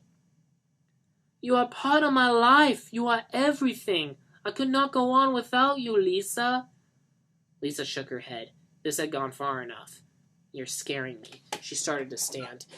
Johnny pointed a finger into her shoulder. "You are lying! I never hit you!" he said, then suddenly pulled at the air with his giant fist, exclaiming with all his considerable might, "You are tearing me apart, Lisa!" "Why are you so hysterical?" she yelled back. "Do you understand life?" Johnny pushed her onto the couch a second time. "Do you?" he prompted. She stared, defeated, then got up once more, heading for the stairs. Johnny watched her go with regret. She took a few steps up, then turned to face him. "Don't worry about it. Everything will be all right," she comforted. "You drive me crazy," Johnny said. "But it feels all right," he thought just to himself. "Good night, Johnny." "Don't worry about it. I still love you," he called out after her as she ascended the spiral staircase. Good night, Lisa." She took the last few steps up the stairs and was gone. Chapter 11. Johnny was returning home after another long day at the bank. Today he would take a route that would lead him through a few alleyways. He was still upset about the night before and didn't want to confront Lisa right away. The sight of the red bricks and silver garbage cans seemed to match his ever-darkening circumstances. A voice came from behind him. Johnny recognized it instantly as Michelle's boyfriend, Mike. "Hey, Johnny, what's going on?" he said. The two embraced in greeting. "Oh, hi, Mike. What's new? What's going on, man?" "Actually, Johnny," Mike started, "I got a little bit of a tragedy on my hands." Johnny nodded for him to continue. "Me and Michelle, we were making out at your place." Johnny laughed to himself. "Those two. And, Lisa and Claudette sorta walked in on us in the middle of it." Mike paused to gauge Johnny's reaction. Johnny simply stared at him with squinting, sagging, empty eyes. "And that's not the end of the story." "Go on," Johnny invited. "I'm listening." "Okay, we were going at it, and I get out of there as fast as possible. I get my pants on, I get my shirt, and I get out of there. And then about halfway down the stairs, I realize that I have misplaced, I had forgotten something." Mike stammered. Underwear." Johnny laughed again. Mike shook off at his own giggles and continued with the story. So I go back to get it, and I pretend that I'm looking for my book. Like I'm looking for my book. And then I reach in and I put my underwear in my pocket and just try and sort of slide out real quick. Well, Claudette, she saw it sticking out of my pocket, and so she pulls it out. I'm stretching out a pair of underwear, and she's showing everybody me underwears. Johnny scrunched up his face in laughter. You must be kidding, underwear. I got the picture. Mike shrugged. I didn't know what to do. That's life, Johnny said, patting Mike on the shoulder. Both men shrugged it off. Hey, Johnny. It was Denny for some reason also in the alley. The boy ran up to the two older men with a spring in his creepy steps. Hey, Mike. Oh, hey, Denny, Johnny greeted. Denny had the football with him. You guys want to play some football? He asked cheerfully. I gotta go see Michelle in a little bit, Mike said, avoiding Denny's invitation the best he could to make out with her.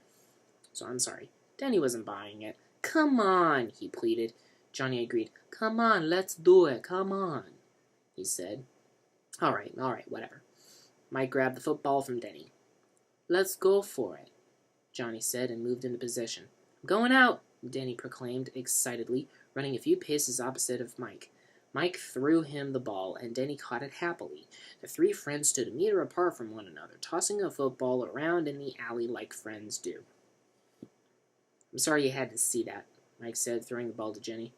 I'm not sorry, Denny said, and the three laughed. Studying, right? Yeah, well. I don't study like that, Johnny smiled. He doesn't. Hey, Denny, what's up? It was Mark, who was also there, in the brick alleyway, for some reason. Hey, Mark, what's up? Oh, hi, Mark, Johnny greeted, throwing him the ball. What's up, Mark? Mike asked. Not too much, Mark replied with a handsome smile. How about you guys? He's just telling us about an underwear issue he had, Denny started mischievously. Dude, don't worry. Mike tried to stop him, but it was already out. Mark curled his face in disgust. Underwear? He asked. What's that? It's embarrassing, man. I don't want to get into it, Mike replied sheepishly. Underwear, man? Come on. And to emphasize the point, Mark pushed Mike the fuck over into a bunch of trash cans. The other three men tried to break his fall, but Mike hit the ground hard. Oh, God! Mike screamed in pain. Are you okay? All three asked in near unison, helping him up. I'm fine. Are you sure? Johnny asked, reaching up for his arm to pull him up. Uh-huh, Mike assured, slowly getting to his feet. You want to see a doctor? Johnny asked. No, I'm good.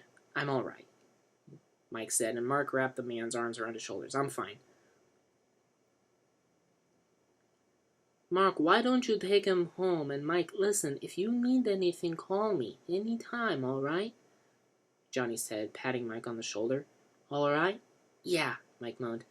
See you guys, Johnny called out as they left. See you guys, Denny also called out as they left. Denny sighed and reached for the football. He was still up for another round, but Johnny was done for the day. Let's go home, Denny, he said, a reassuring hand over the young man's shoulder, and the two walked home from the brick alley. Chapter 12. As the door to Lisa's apartment swung open, she couldn't help but notice that something seemed off about her mother.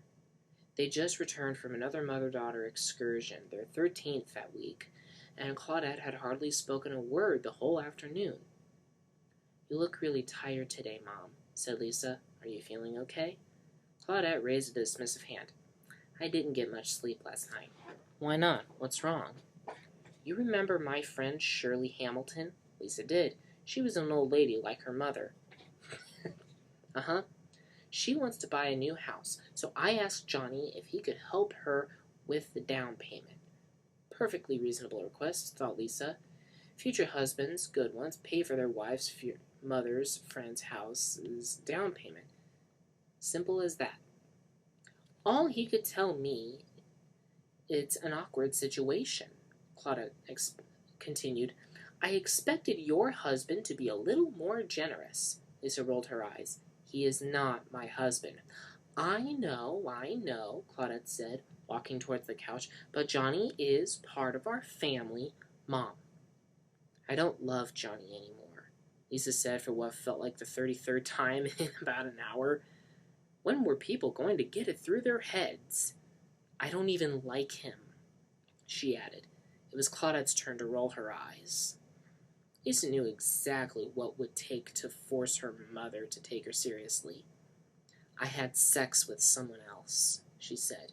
You can't be serious. Meanwhile, Johnny was lurking by the stairs the whole time, listening to everything everyone was saying like a master spy.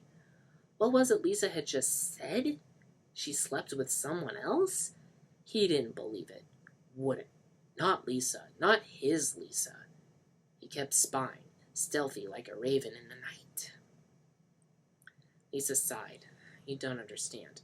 Who is it? Claudette asked. I don't want to talk about it. Lisa hardly ever wanted to talk about anything ever.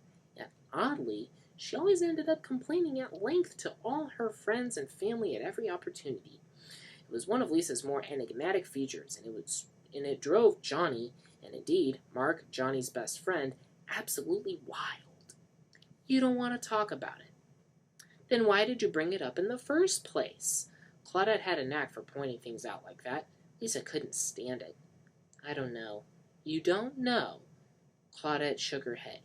If you think I'm tired today, wait till you see me tomorrow. Claudette was also adept at spinning terrifying threats. She started making for the door. Are you coming to the party? Lisa asked. I suppose so. And with that, having stopped in the house for about 3 minutes, the two ladies were gone, left to resume their all-day excursion, leaving Johnny alone in the house. How can they say this about me? He said aloud to no one. I don't believe it. I'll show them. I will record everything. He couldn't believe that Lisa would would ever be unfaithful to him, but if she was, he needed to know for sure.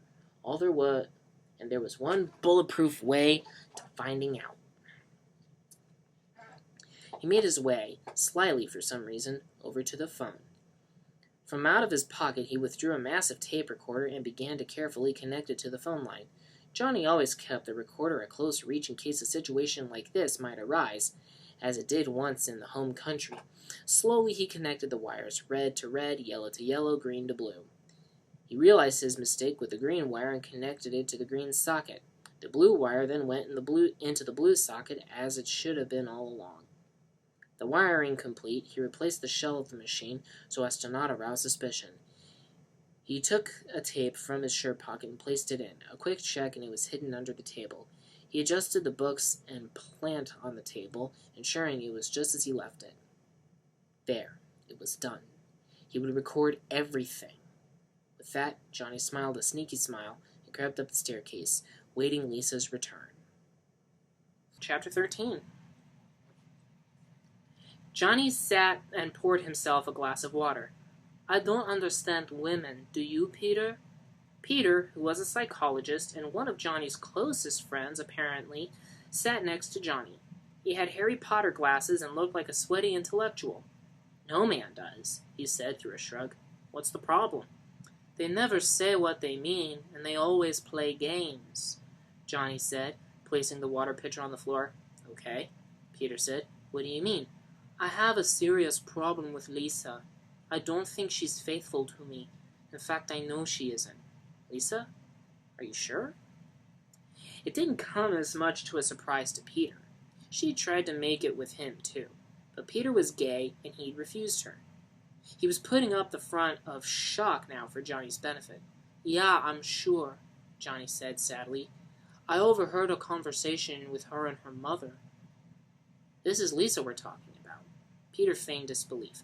I don't know what to say, but you're a psychologist. Do you have some advice? Johnny always found Peter, being a trained psychologist, to be full of wisdom.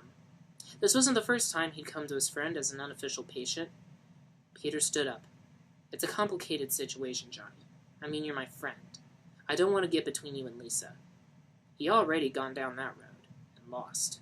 Look, if you want to, you should confront her. I can't confront her, Johnny shot back. I want to give her a second chance. After all, she's my future wife. You know what they say, love is blind. He took a sip. You got a lot of faith in Lisa. Sometimes life gets complicated. The unexpected can happen. Peter paused to consider his words. When it does, you just gotta deal with it.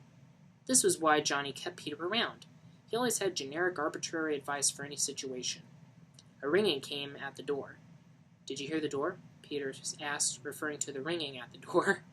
Johnny shrugged. Yeah? He placed his glass down and went to open it. Oh, hi, Mark. It was Mark, Johnny's best friend. Come in. Oh, hi, Johnny. Hey, Peter. We're just talking about women, Johnny said, sitting back down. Women, man. Women just confuse me, Mark said, letting out a sigh as he sat down. I have a girl, but she's married. I mean, she's attractive. It's driving me crazy. Even though bringing up his affair in front of Johnny was risky, he really needed guidance. Guidance that he hoped that Peter, a trained psychologist, could provide. Why didn't you mention this before? Peter inquired. I mean, isn't anyone I know? Nah, man, you don't know her. Can I meet her? Johnny asked like a creep. Denny was beginning to rub off on him. I don't think so. It's an awkward situation. You mean she's too old, or you think I would take her away from you? Johnny joked. Everyone laughed. Good joke. Women who are too old are gross. Friend-stealing women, doubly so. I have my own problems, Johnny said. Tell me about your problems, Johnny, Peter sat down himself.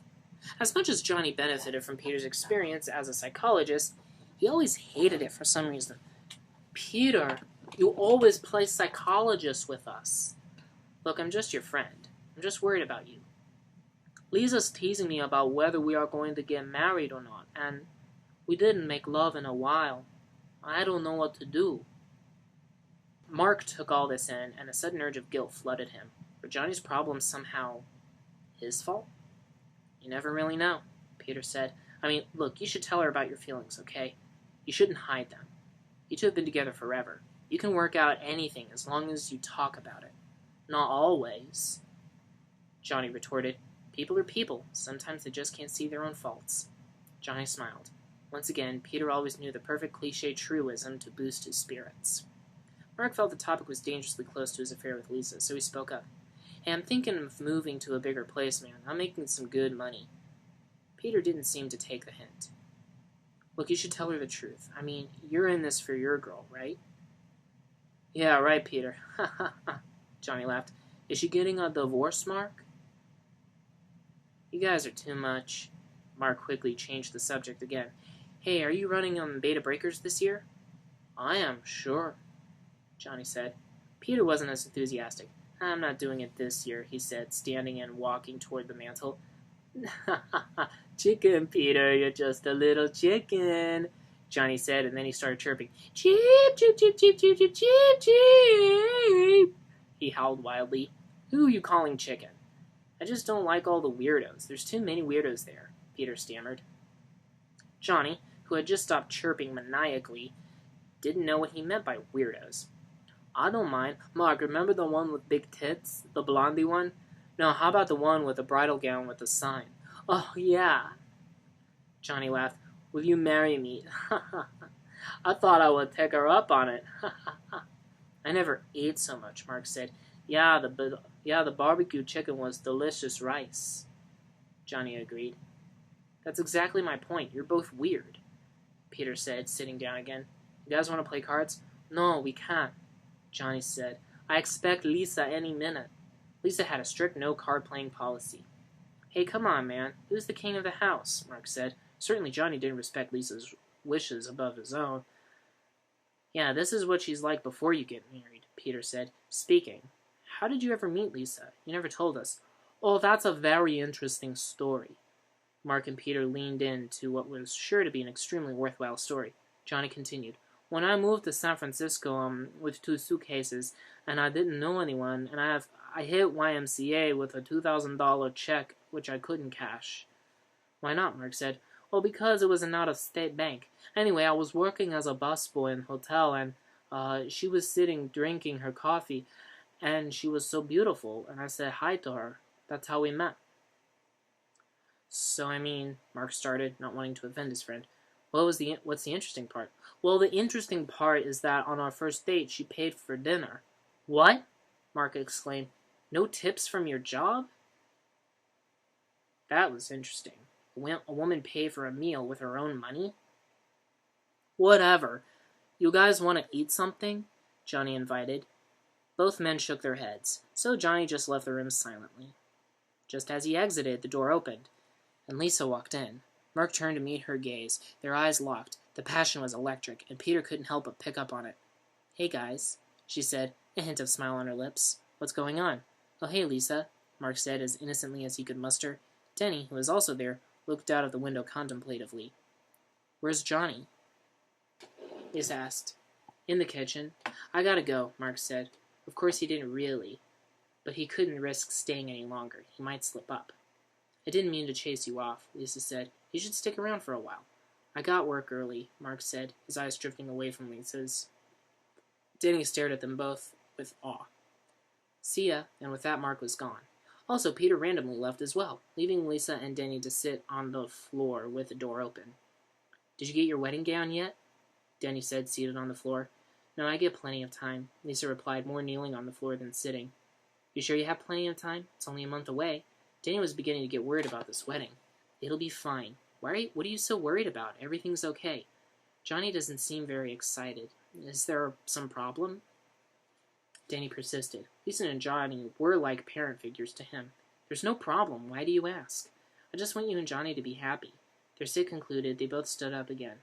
Look, Denny, I need to talk to Johnny, okay? I'll see you later. Denny shrugged. On his own again. Okay, tell him I said hello? Yeah, and with that, Denny was gone. As for Lisa, she needed to have some words with her future husband. Chapter 14. Cold wind hit Peter as he opened the door to the roof. Mark was already up there, leaning up against the brick of the balcony.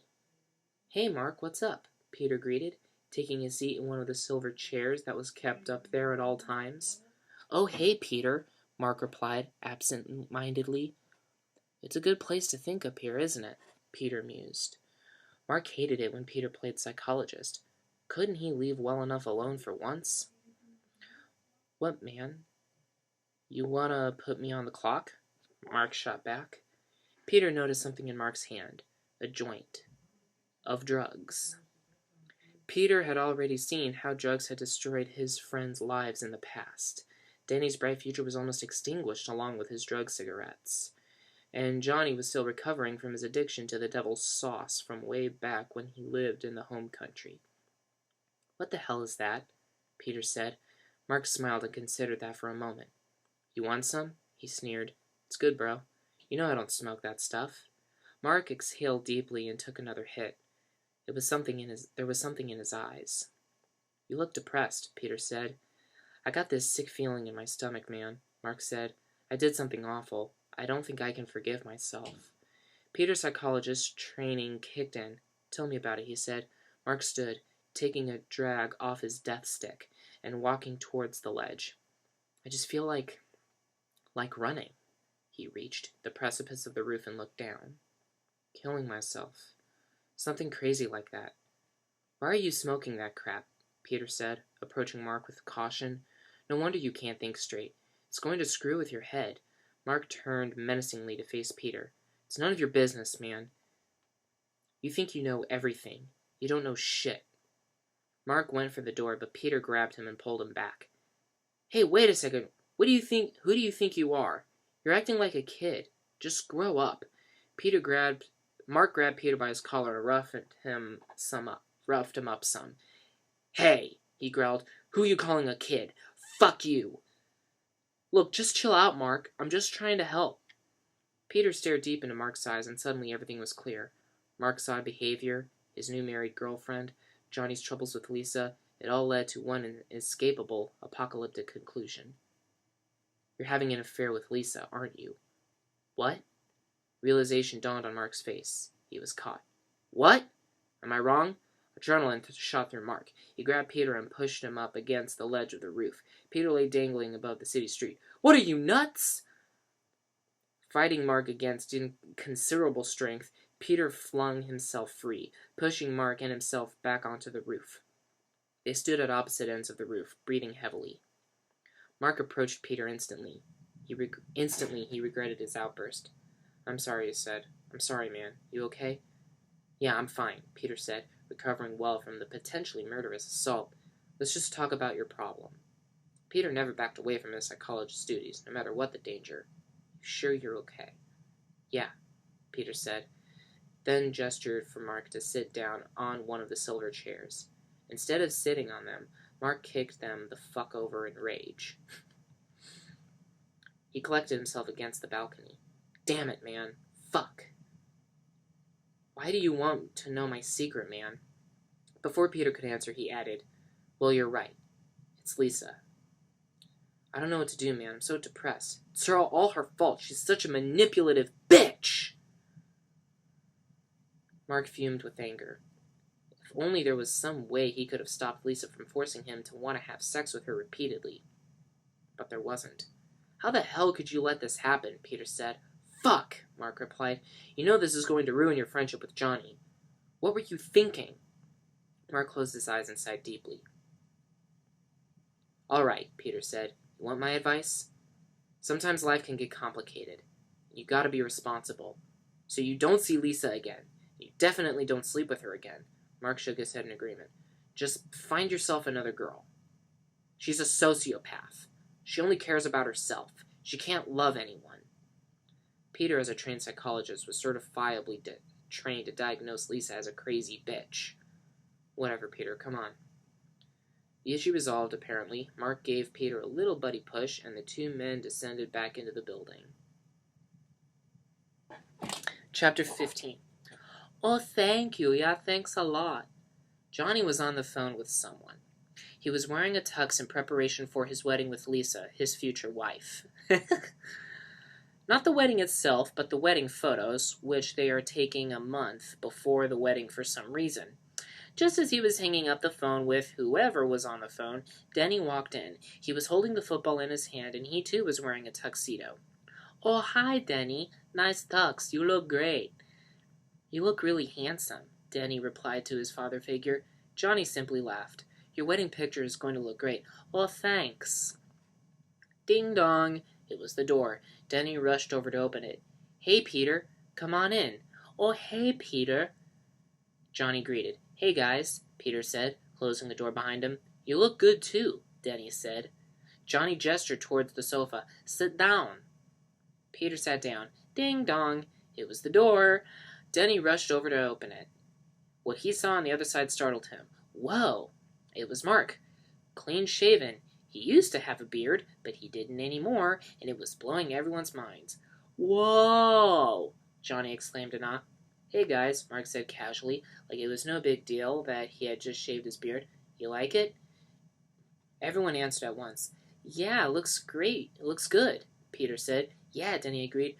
"You look good," Johnny said. "You look like a baby face." Denny waved the football. "You guys want to play some football? In tuxes?"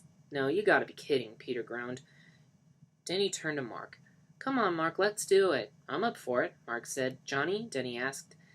Johnny gestured toward the sitting psychologist. "Ask Peter." "Come on, Peter." "No, I don't want to," Peter said, shaking his head. Denny nearly got on his hands and knees to beg he wanted to football with everyone so hard. "Please." Peter was steadfast in his refusal. "No." "Come on," Denny said, and then he started chirping like a chicken. "Cheep, cheep, cheep, cheep, cheep, cheep, cheep, cheep." Immediately, Johnny and Mark followed suit. "Cheep, cheep, cheep, cheep, cheep, cheep, cheep, cheep." They all chirped, flapping their arms in unison as if they too were chickens. Peter could do nothing but smile, and, of course, moments later they were running down an alley in their tuxes, throwing the football back and forth, hollering all the way. "Catch, Johnny!" Denny exclaimed, throwing the football to Johnny. He caught it flawlessly. "Yeah, nice snag," Denny said. Johnny threw the ball to Peter, who caught it. "All right, Peter," Denny cheered. Peter threw it to Denny, threw it to Mark. "Here we go, Mark." Mark intercepted the ball. Come on," Johnny encouraged. Mark chucked a low one at Denny's crotch. Denny grabbed it just in time, stumbling with the ball before getting a firm grip on it. "Fetch, Mark," he said, throwing it right back to Mark. Johnny gestured at Peter to go along. Go! Peter stood for a moment. Go! Mark repeated. Go deep! Denny yelled out. Peter darted on his heel and ran out. Mark wound up, but before he could fire his fist cannon full of pigskin, Peter tripped on himself and fell face first onto the ground. His friends ran over to him in a flash. Denny smiled. Gee, Peter, you're clumsy. All right, that's it. I'm done. Peter grunted, pushing himself back. Great idea, Denny. Johnny, Mark, and Denny helped Peter up, then disappeared into the alley. And with that, Peter, perhaps because he was tired of being mocked consistently, was gone from the plot.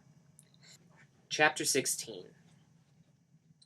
The latte machine sprayed loudly as Johnny and Mark entered the coffee shop. A woman in a black tube top ordered while her boyfriend stood silently at her side. I'll have a large peanut butter cup with extra whipped cream, please, she ordered. All right, the barista responded, turning to her companion. And I'll take... He took a moment to study the menu. Some cheesecake and a coffee. All right, well, why don't you guys take a seat? We'll have that right out for you. Thank you, the tube-top girl said, and the couple went to take their seat, eagerly awaiting their desserts. And then another couple advanced in line. Hi, how are you doing? The barista greeted. What would you like? Can I get a bagel and an Americana? The man ordered. All right, sure. And he turned towards his girlfriend. I'm going to get a slice of cheesecake and a bottle of water, she said. Cheesecake was a very popular option. Yeah, that sounds good. Why don't you guys have a seat and we'll have that right out for you. The couple went to take their seat, eagerly awaiting their desserts. Finally, Johnny and Mark arrived at the front of the line. Oh, hi, Susan. Johnny smiled warmly at the cashier. Well, hi, Johnny. How are you? Good to see ya. What would you like? She said. Hot chocolate, please, Johnny moaned. What size is that? Medium, please. Susan turned towards Mark. And how about you? I'll have a mint tea, he said. Okay, medium also? Yeah. Go sit down. We'll be right there. Susan invited and got to making Johnny's medium hot chocolate and Mark's mint tea, also medium. The needlessly lengthy ordering process complete, Mark and Johnny took a seat. I'm so tired of girls' games, Mark started. Johnny, although he was so tired of Mark cryptically complaining about women, nonetheless indulged his friend. What happened now, Mark? Relationships never work, man. I don't know why I waste my time. Mark looked out of the window. Looked off out the window, sorry. What makes you say that? Johnny prodded. Mark looked down at the table, then back up at his friend. It's not that easy, Johnny. Well, you should be happy, Mark, Johnny said, genuine empathy behind the words. He wanted nothing but happiness for his best friend, no matter where he could find it. Mark sighed. Yeah, I know. Life is too short. Susan arrived with Johnny's medium hot chocolate and Mark's medium mint tea. Well, thank you, Susan, Johnny smiled. Oh, you're welcome. How about something like cheesecake? Susan had received an extra-large shipment of cheesecake batter the night before, and it was going to spoil rotten unless she unloaded the thing within the next few hours. Nah, no, Johnny murmured a negative. It's real good. No. Susan could take a hint. All right, and she left the men to their discussion. How was work today? Mark asked. Oh, pretty good. We got a new client at the bank. We make a lot of money. Mark snarled his brow in utter confusion. What client? I cannot tell you. It's confidential. Oh, come on. Why not? Mark rolled his eyes. No, I can't. Anyway, how was your sex life? Behind them, a Segway crashed and burned on the street. Mark ignored it. Shrugged and answered Johnny's question. I can't talk about it. Why not? Johnny asked. Something was up. Susan came by with her bill, which no one had requested. Take your time, she said, and went back behind the bar. Time? That reminded Johnny of something. Oh, God, I have to run, he said, standing. Already? It had only been 2 minutes. Yeah, I'm sorry. Mark nodded. All right, it's on me. Yeah, see you, Mark, Johnny said, raising his high hand for a bro five. So you want to go jogging? Golden Gate Park? Mark asked as their hands collided over and over again, shifting from palm to fist to a best friend salute. Yeah, sure. What time? Johnny said. Golden Gate Park, 6:30. You're on, Johnny said, then grabbed his coffee and made for the door. All right, see ya, Mark called out. Okie dokie, bye, Johnny said, and with that he was gone. Mark took a long, hard, hot sip of his mint tea and wondered what he could possibly do next. Hours later, Mark was walking up the spiral staircase of Johnny's bedroom, Lisa leading the way. He couldn't help but notice how great she looked in that black dress. She pulled him close to her. Mark pulled back. What's going on here? He said, confused. I like you very much, Mark, she said, rubbing his shoulders. Mark could feel the blood rush from his head and throb down into his crotch. But he wouldn't let it get to him. Not this time. Johnny was his best friend. Hey, come on, Johnny's my best friend, he said. Just one more time, she said, reaching under his sweated and rubbing his nipples. She his shirt up and off his head. And Mark didn't stop her. They kissed, and she pushed him onto the bed. Mark pushed aside the shoulder of her dress and climbed on top of her. Then they made out like that for a while. Oh, yeah, Mark moaned softly. A half hour later, Lisa took off her bra, revealing her right breast. They made out some more. Finally, after an hour rubbing each other's backs, Mark penetrated her, and they made love in the missionary position. San Francisco has a long bridge called the Golden Gate Bridge. Johnny pulled his white sedan over, parking it on the road next to the Golden Gate Park. He exited the car to find Mark, his best friend, waiting for him under a tree. Hey, Johnny called out. Hey, Johnny, how's it going? Pretty good, he said, and they locked hands in friendship. It was going pretty good for Mark, too. He spent the day sipping on mint tea with Johnny, nailing Johnny's future wife, and now jogging with Johnny. Mark grabbed the football, which of course he had, because who wouldn't bring a football for a jogging date with your best friend, and chucked it over to Johnny. They both started in a jog, throwing the ball back and forth as they went. What's new, Johnny? Mark asked, throwing the ball. Nothing much, Johnny said, throwing it back. What's new with you, man? Not much, man, Mark replied. They ran out together into the green. Catch this. All right. Woo! Johnny exclaimed. Woo-wee woo! Mark yelped. And then they went on like that, jogging a while, then stopping to throw the ball, and then jogging some more, hollowing and ribbing each other as they went. Two men playing as boys would, as best friends would. Johnny threw the ball at Mark, then ran at him, jumping on his back and hugging his bro. Mark struggled a bit, and they both fell to the ground, grabbing and wrestling each other with an affection unrivaled. Mark and Johnny would remember this day for the rest of their lives. Mark, because it was the last time him and Johnny were together, truly as best friends. And Johnny, because he didn't have much life left to live. Chapter 17. Lisa was sweeping up some stuff when the doorbell rang. Ding dong! It was the doorbell. Who is it? She called out, even though she had more than a good idea who it was. Delivery man, Mark's handsome voice called out. She stood there, staring at the door. She'd lead him on just a little bit more. It's me, Lisa, said Mark. Come on, open up. Lisa smiled. Come on in. Mark opened the door, which wasn't locked. Apparently Mark, like vampires, always requires an invitation before he can enter the house. Hey, Mark, Lisa purred.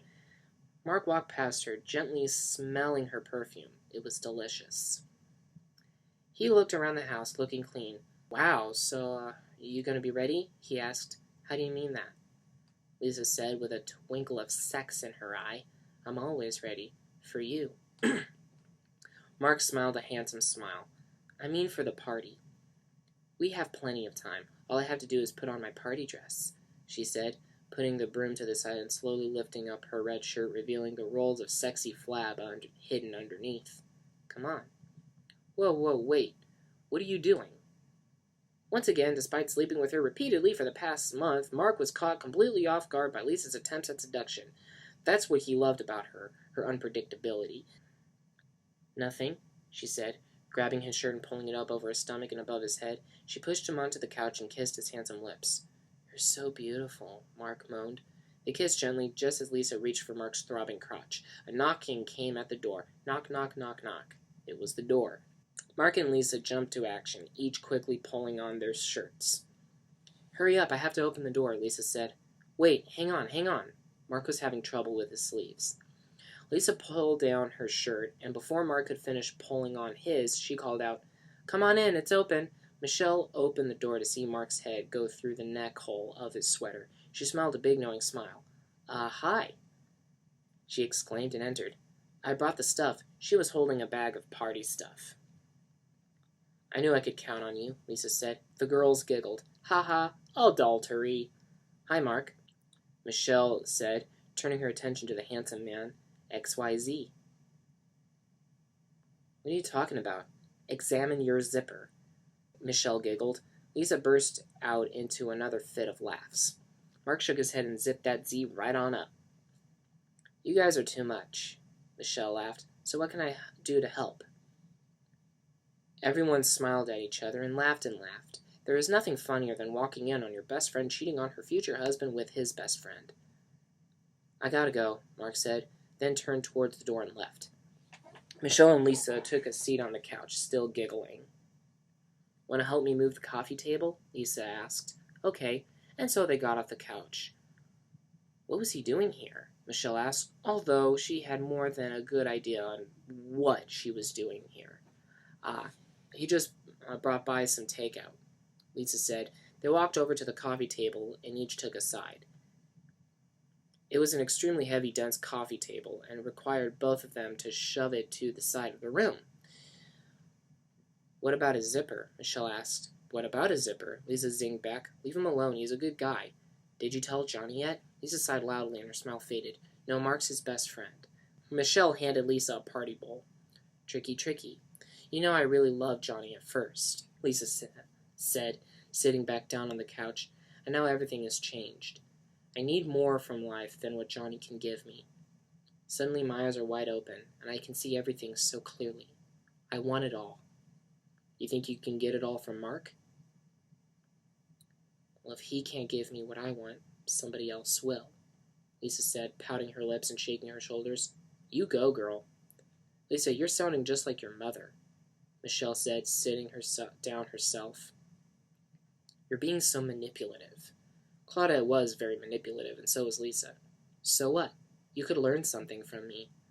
You have to take as much as you can. You have to live, live, live, Lisa said, and she shook her hair all party-like. Don't worry about me. I've got everything covered. Michelle shook her head. Your point of view is so different from mine, she said. Look, I don't want to talk about it, Lisa said, and probably stood up, grabbing the broom. People are going to be getting here soon, and we have to finish. Lisa, Michelle prodded. I don't see what the big deal is. Lisa grabbed a loaf of bread from a grocery store. Doesn't everybody look out for number one? Lisa grabbed some chips from the grocery bag. Don't I deserve the best? Lisa grabbed a bag of pretzels from the grocery bag. I couldn't do that, Michelle said. You're too much for me, Lisa. Lisa pointed an accusing finger at Michelle. You're not such an angel yourself. Michelle often gave her boyfriend Mike blowjobs. In fact, Michelle was sitting on a semen stain of his as they spoke. Yeah, but we're not talking about me, are we? She said, then smacked Lisa on the legs with a pillow. Stop it, Lisa pushed out through giggles. Are you trying to ruin my party?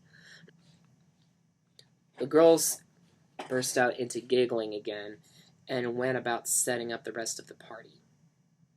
San Francisco's Golden Gate Bridge is very long. That's the idea, man.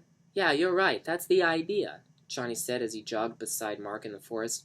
Catch me, come on. Mark egged Johnny on as they ran. Johnny grunted and caught up. Eventually, they made their way into the city, where jogging up some stairs.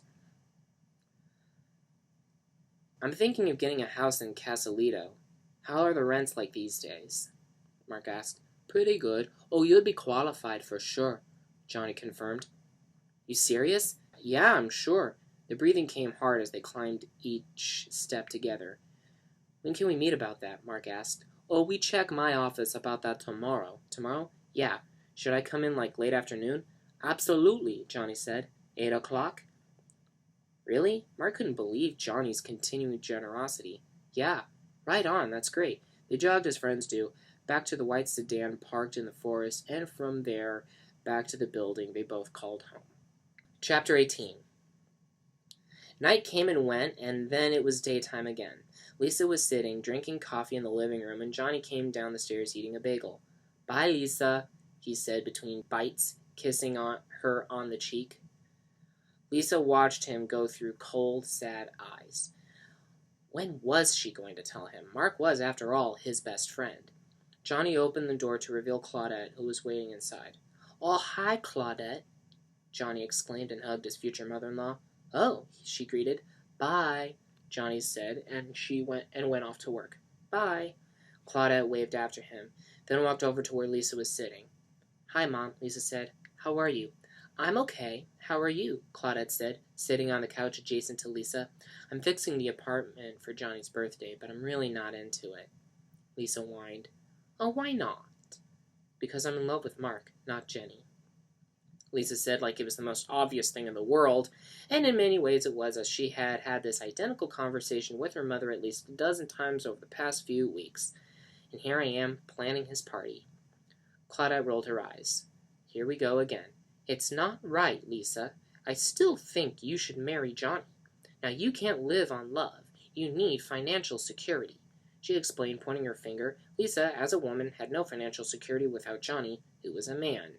"But I'm not happy," Lisa shot back. Claudette simply shook her head.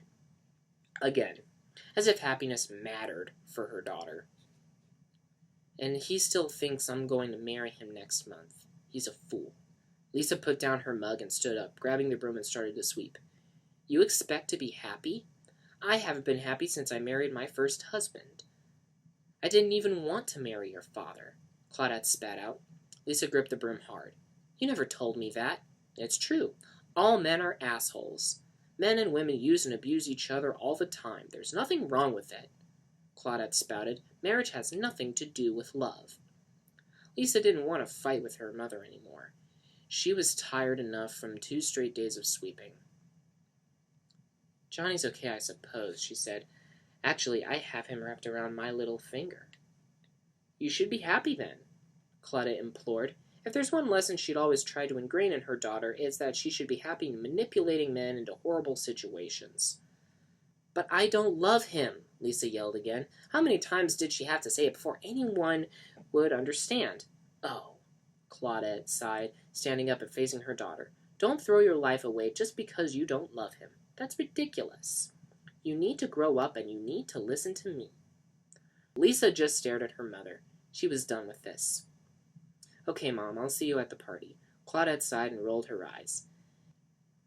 Lisa just stared at her mother. She was done with this. "Okay, Mom, I'll see you at the party." Claudette sighed and rolled her eyes, and sighed again and then rolled her eyes again. Then she kissed her finger and put that finger to Lisa's nose. Lisa crinkled her face all cute-like. "Bye-bye, my precious," she said, and left the apartment. Lisa swept. As Johnny walked home for what would be the final time, he couldn't help but realize once again that San Francisco was a beautiful city, one of the most beautiful cities he had ever seen. From the beautiful Golden Gate Bridge to all the beautiful buildings, to all the townhouses, and all the beautiful streets with beautiful streetcars. It was the magical hour now, twilight, and the city just glowed. He took the scenic route today past the Disney store and the cathedral. Before he knew it, he was home. He opened the door. Everything was strangely dark. And then the lights flicked on. Surprise! It was everyone. Lisa, Denny, Michelle, and her boyfriend Mike, Johnny's best friend Mark, and Lisa's mom Claudette. Some random other friends of Johnny's. Everyone. Johnny smiled. Lisa ran forward and touched his arm. Everyone broke out into the birthday song. As they sang, Johnny blushed. "Oh, wow," Lisa said as they chanted his name. "Wow, all right, thank you, all right." They finished and Johnny grabbed a glass of champagne, toasting everyone around him. "Hey, thank you," he said. "Thanks for coming. Thanks a lot again, thank you." He tilted his glass toward Denny. "You want to drink this one?" he said. Denny looked at Johnny confused. Wasn't Johnny a recovering alcoholic, and wasn't Denny a recovering abuser? Whatever, it was time for celebration. "Yeah, later," Johnny said. "Later?" Denny asked. "Yes, later," Johnny said again, and took a sip. Words could not express how happy Johnny was to be like this, to be celebrating. And after everything had happened, to be celebrating with all his friends, all of the men, women, and children he loved so dearly. For right now, he loved the whole world. But all of that was about to change. Chapter 19. Outside, the San Francisco skyline shined brightly in the night. Inside, the party went on into the night. Friends sipped champagne and laughed and chatted amongst themselves, sharing old stories of adultery and violence against women. The latest, hippest party music played. Johnny and Claudette caught up on the couch. "You know, that's like the third time you've told me that joke tonight," Lisa said to a friend. Mark watched her, amazed once again at her beauty. She noticed him and staring and returned his gaze. She looked away, feigning embarrassment, and Johnny observed the exchange. After contemplating it for a moment, he returned to his conversation with Claudette. Michelle and Mike were mingling with each other, a brunette and her red-headed boyfriend. They laughed, and the other couple left to another conversation. Mike was holding a piece of cake, chocolate cake, and he presented it to Michelle with a sly grin stretched across his face. Michelle laughed seductively, grabbed a piece and fed it to Mike. He lapped it up, sucking on her finger, then grabbed a piece himself. He was about to feed it to Michelle when Lisa came walking up, so he popped it in his own mouth. Lisa and Michelle shared a knowing laugh. "Hey, everybody," Lisa announced to the party. "Let's go outside for some fresh air." Everyone at the party thought this was a terrific idea, and like at all adult parties, they did whatever the party leader told them to do. Everyone shuffled out the back door, onto the balcony. Everyone but Mark and Lisa.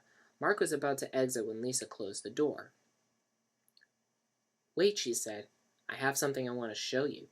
Mark smiled an expecting smile. "Oh, really?" She led him on the couch. He sat down, and she draped her legs on his lap. "So, Mark grunted, "what do you want to show me?" "It's a surprise," Lisa said, putting down her glass. She grabbed his neck and pulled him forward, and they locked into a passionate kiss. Mark suddenly came to his senses. "What are you doing? I mean, are you crazy? Everyone's here." "No, they're not," she said, giggling. "They're all outside." "You devil! You planned this all along." She smiled and kissed him. "What's going on here?" said someone who just entered the room. Mark and Lisa quickly separated and stood. "Why are you doing this?" exclaimed the guy. Lisa took Mark into her arms. "I love him." "I don't believe it," the guy said. Anger boiled inside Mark. "You don't understand anything, man," he said. "Leave your stupid comments in your pocket." And with that stunningly appropriate analogy, he stormed off outside, back into the party. The guy closed in on Lisa. "Do you understand what you're doing? You're going to destroy Johnny. He's very sensitive." Lisa simply shook her head. "I don't care," she said. "I'm in love with Mark." "How can you do this?" The guy exploded in confusion and anger. "You make me sick." The door swung open and Michelle and Johnny entered. "Hey," Michelle greeted. "Thank you, honey. This is a beautiful party," Johnny said. "You invited all my friends. Good thinking." Many of Johnny's parties in the home country were with few to none of his friends, and on one particular occasion, only enemies. So this was a great surprise for him. "You're welcome. You know how much I love you," she lied through a smile. "I do," Johnny said and laughed. He had his arm around Michelle for some reason. The guy stared at Lisa with barely disguised disgust. For a while, all four of them stared at each other uncomfortably. "You know, it's getting pretty hot in here. Why don't we go back outside?" Lisa suggested. Johnny agreed and opened the door. Everyone filed out but for Johnny, who stayed a moment, thinking. Was something wrong? San Francisco continued to be a beautiful city at night, and the party continued on the balcony. Lisa walked right past Johnny, not making eye contact, and disappeared into the crowd. Johnny took that as a signal. He walked over to a place of prominence, waved at a passing friend, then spoke up. "Hey, everybody, I have an announcement to make." The party silenced and listened. "We are expecting." The party erupted into applause. Everyone came up to congratulate the father-to-be, but Michelle and that guy from before weren't so pleased. They approached their friend. "Lisa, I have to talk to you," Michelle said, leading her towards the table. You have got to be honest with Johnny," Michelle said. I agree with that, interjected that guy. Look, I'm going to tell him, okay? I don't want to ruin his birthday. When is the baby due? That guy said, finally addressing the elephant in the room. Lisa hesitated a moment, nervously pulling on her fingers. There is no baby. What? They both exclaimed.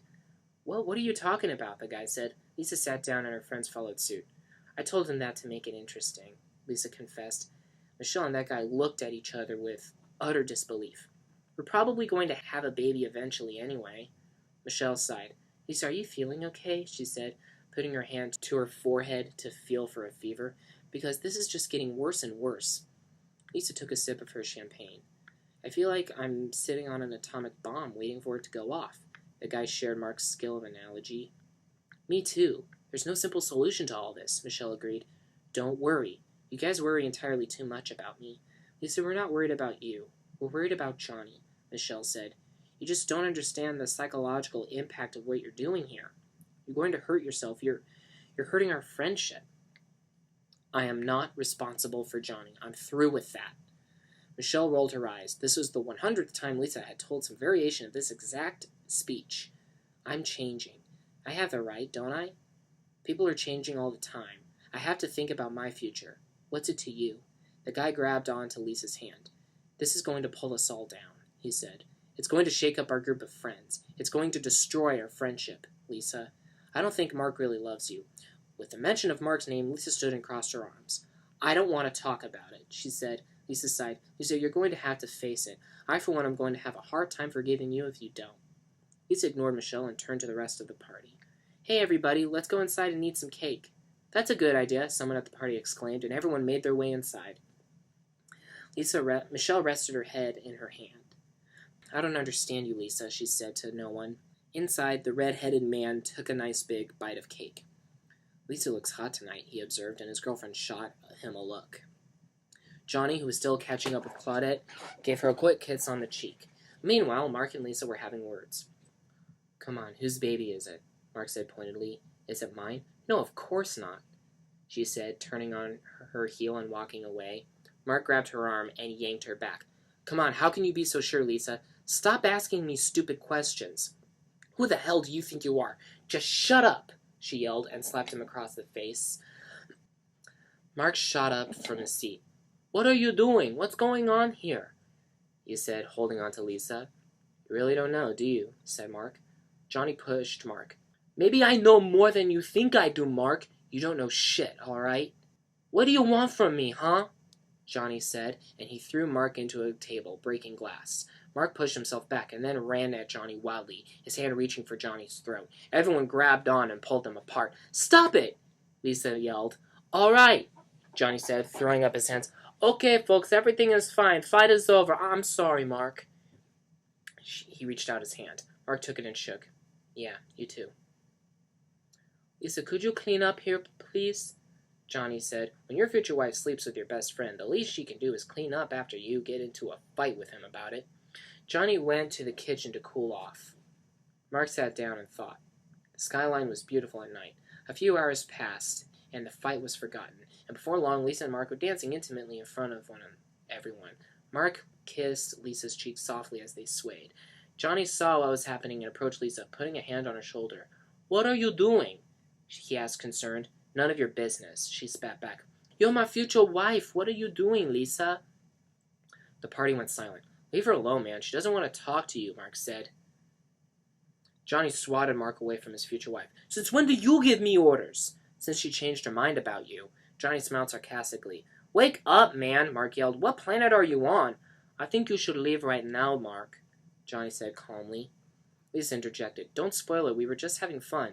Don't worry about it, man, Mark said, and he reached a comforting hand to Johnny's shoulder. Johnny swatted his hand away. Don't touch me, motherfucker. Get out. Mark charged at Johnny, and the two locked in combat. Stop it, Lisa cried out. Leave her alone. Johnny pushed Mark, and Mark hit the wall, falling on his ass. You two are acting like children, Mark said.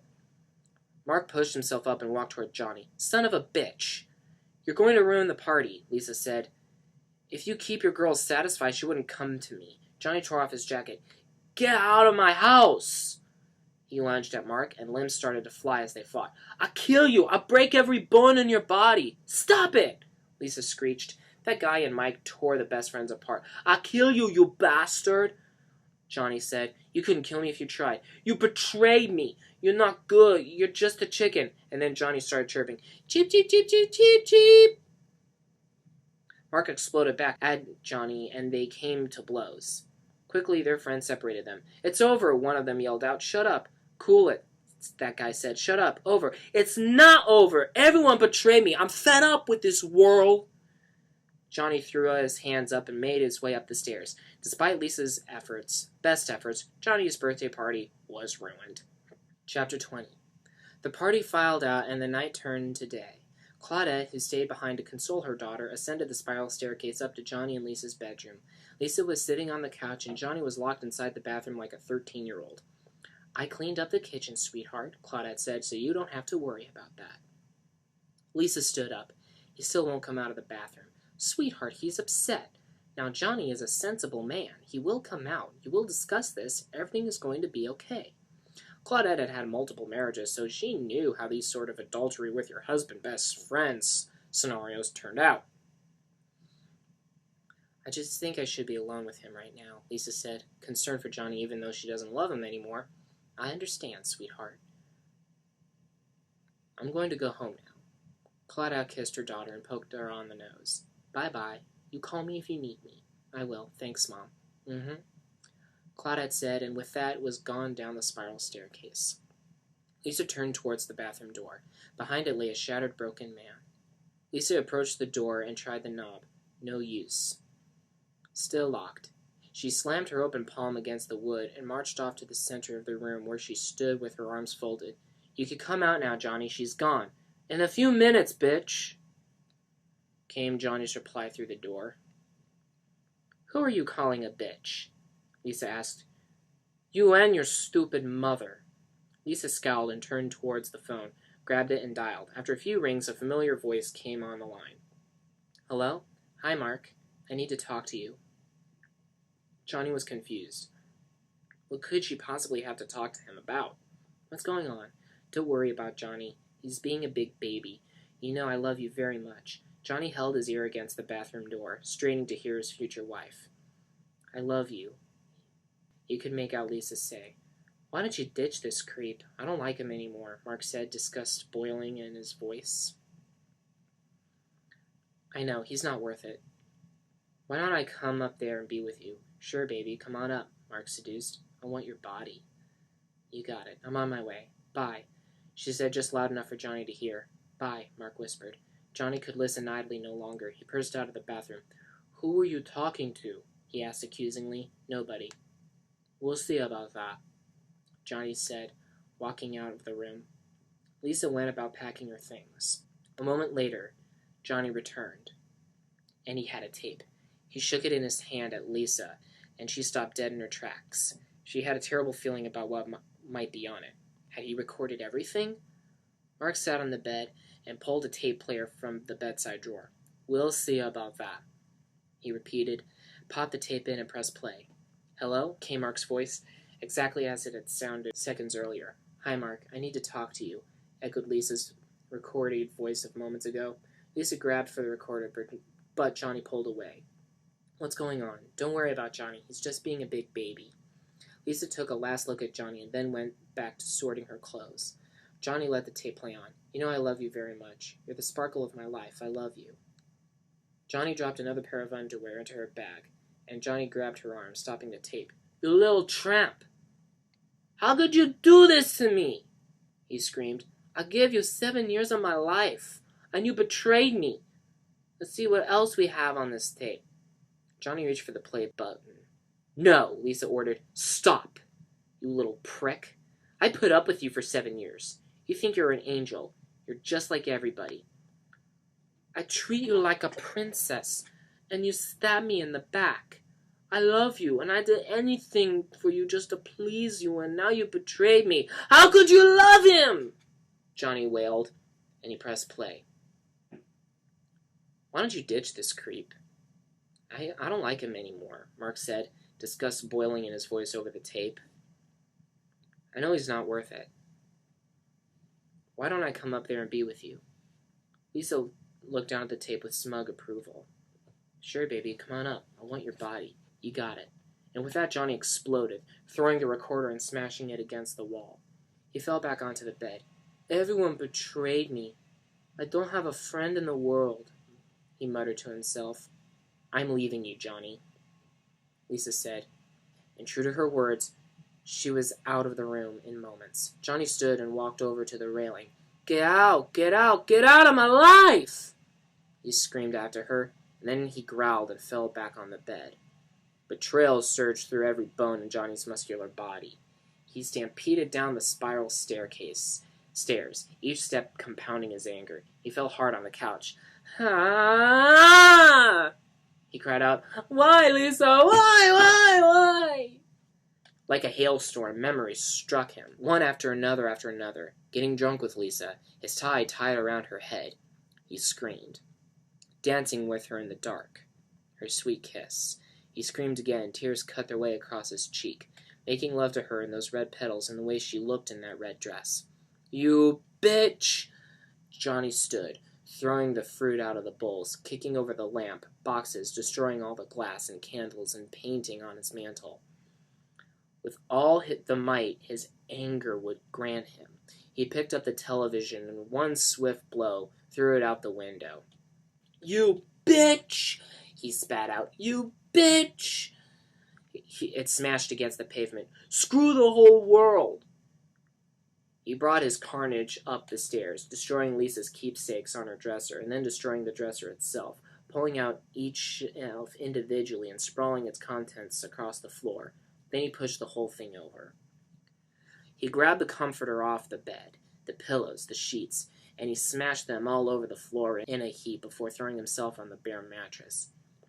He flashed to him and Lisa, making love there. He stood up once more, knocking over a vase and a candle ornament. He saw his reflection in the mirror and couldn't stand to look upon himself. He threw a rock at it, and the reflection shattered, broken as he himself was. Finally, Johnny collapsed on the floor. Amongst the sheets, something caught his eye. Lisa's red dress, the one he had bought her all those weeks ago. He felt it, let it fall through his fingers, and in his mind's eye he could see her once again, twirling it in all her beauty. He took it to his nose and breathed in. Her scent still stuck to it. It aroused Johnny, so he shoved the dress into his crotch and thrust, each pelvic spasm a reminder of the beautiful love they once shared. She was his future wife, no more. You tramp, he spoke through moans. He tore at the dress, ripping it to shreds, each shred a reminder now, not of her beauty, but of her deceit. He saw her dancing with Mark, and he tore the piece of the dress. I put up with you, her voice echoed in his mind, and he tore another piece. He discarded the dress and cried out. He reached for a box, opened it, and held its contents. Cold, hard, steel. Why? Why is this happening to me? Why? He looked at the gun in his hands. It's over. He cocked the gun. God, forgive me. Johnny shoved the barrel into his mouth. Everything will be all right. Lisa's voice echoed one last time. Good night, Johnny. And he pulled the trigger. Epilogue. Lisa and Mark burst into the room. The sound of the gunshot alerting them to action. Immediately, Mark realized the bullet's target. Johnny, his best friend, was sprawled dead on the floor, a bloody mess where his head should be. He ran over and grabbed onto him, shaking him. Wake up, Johnny! Come on! He screamed. Lisa began to cry. Is he dead?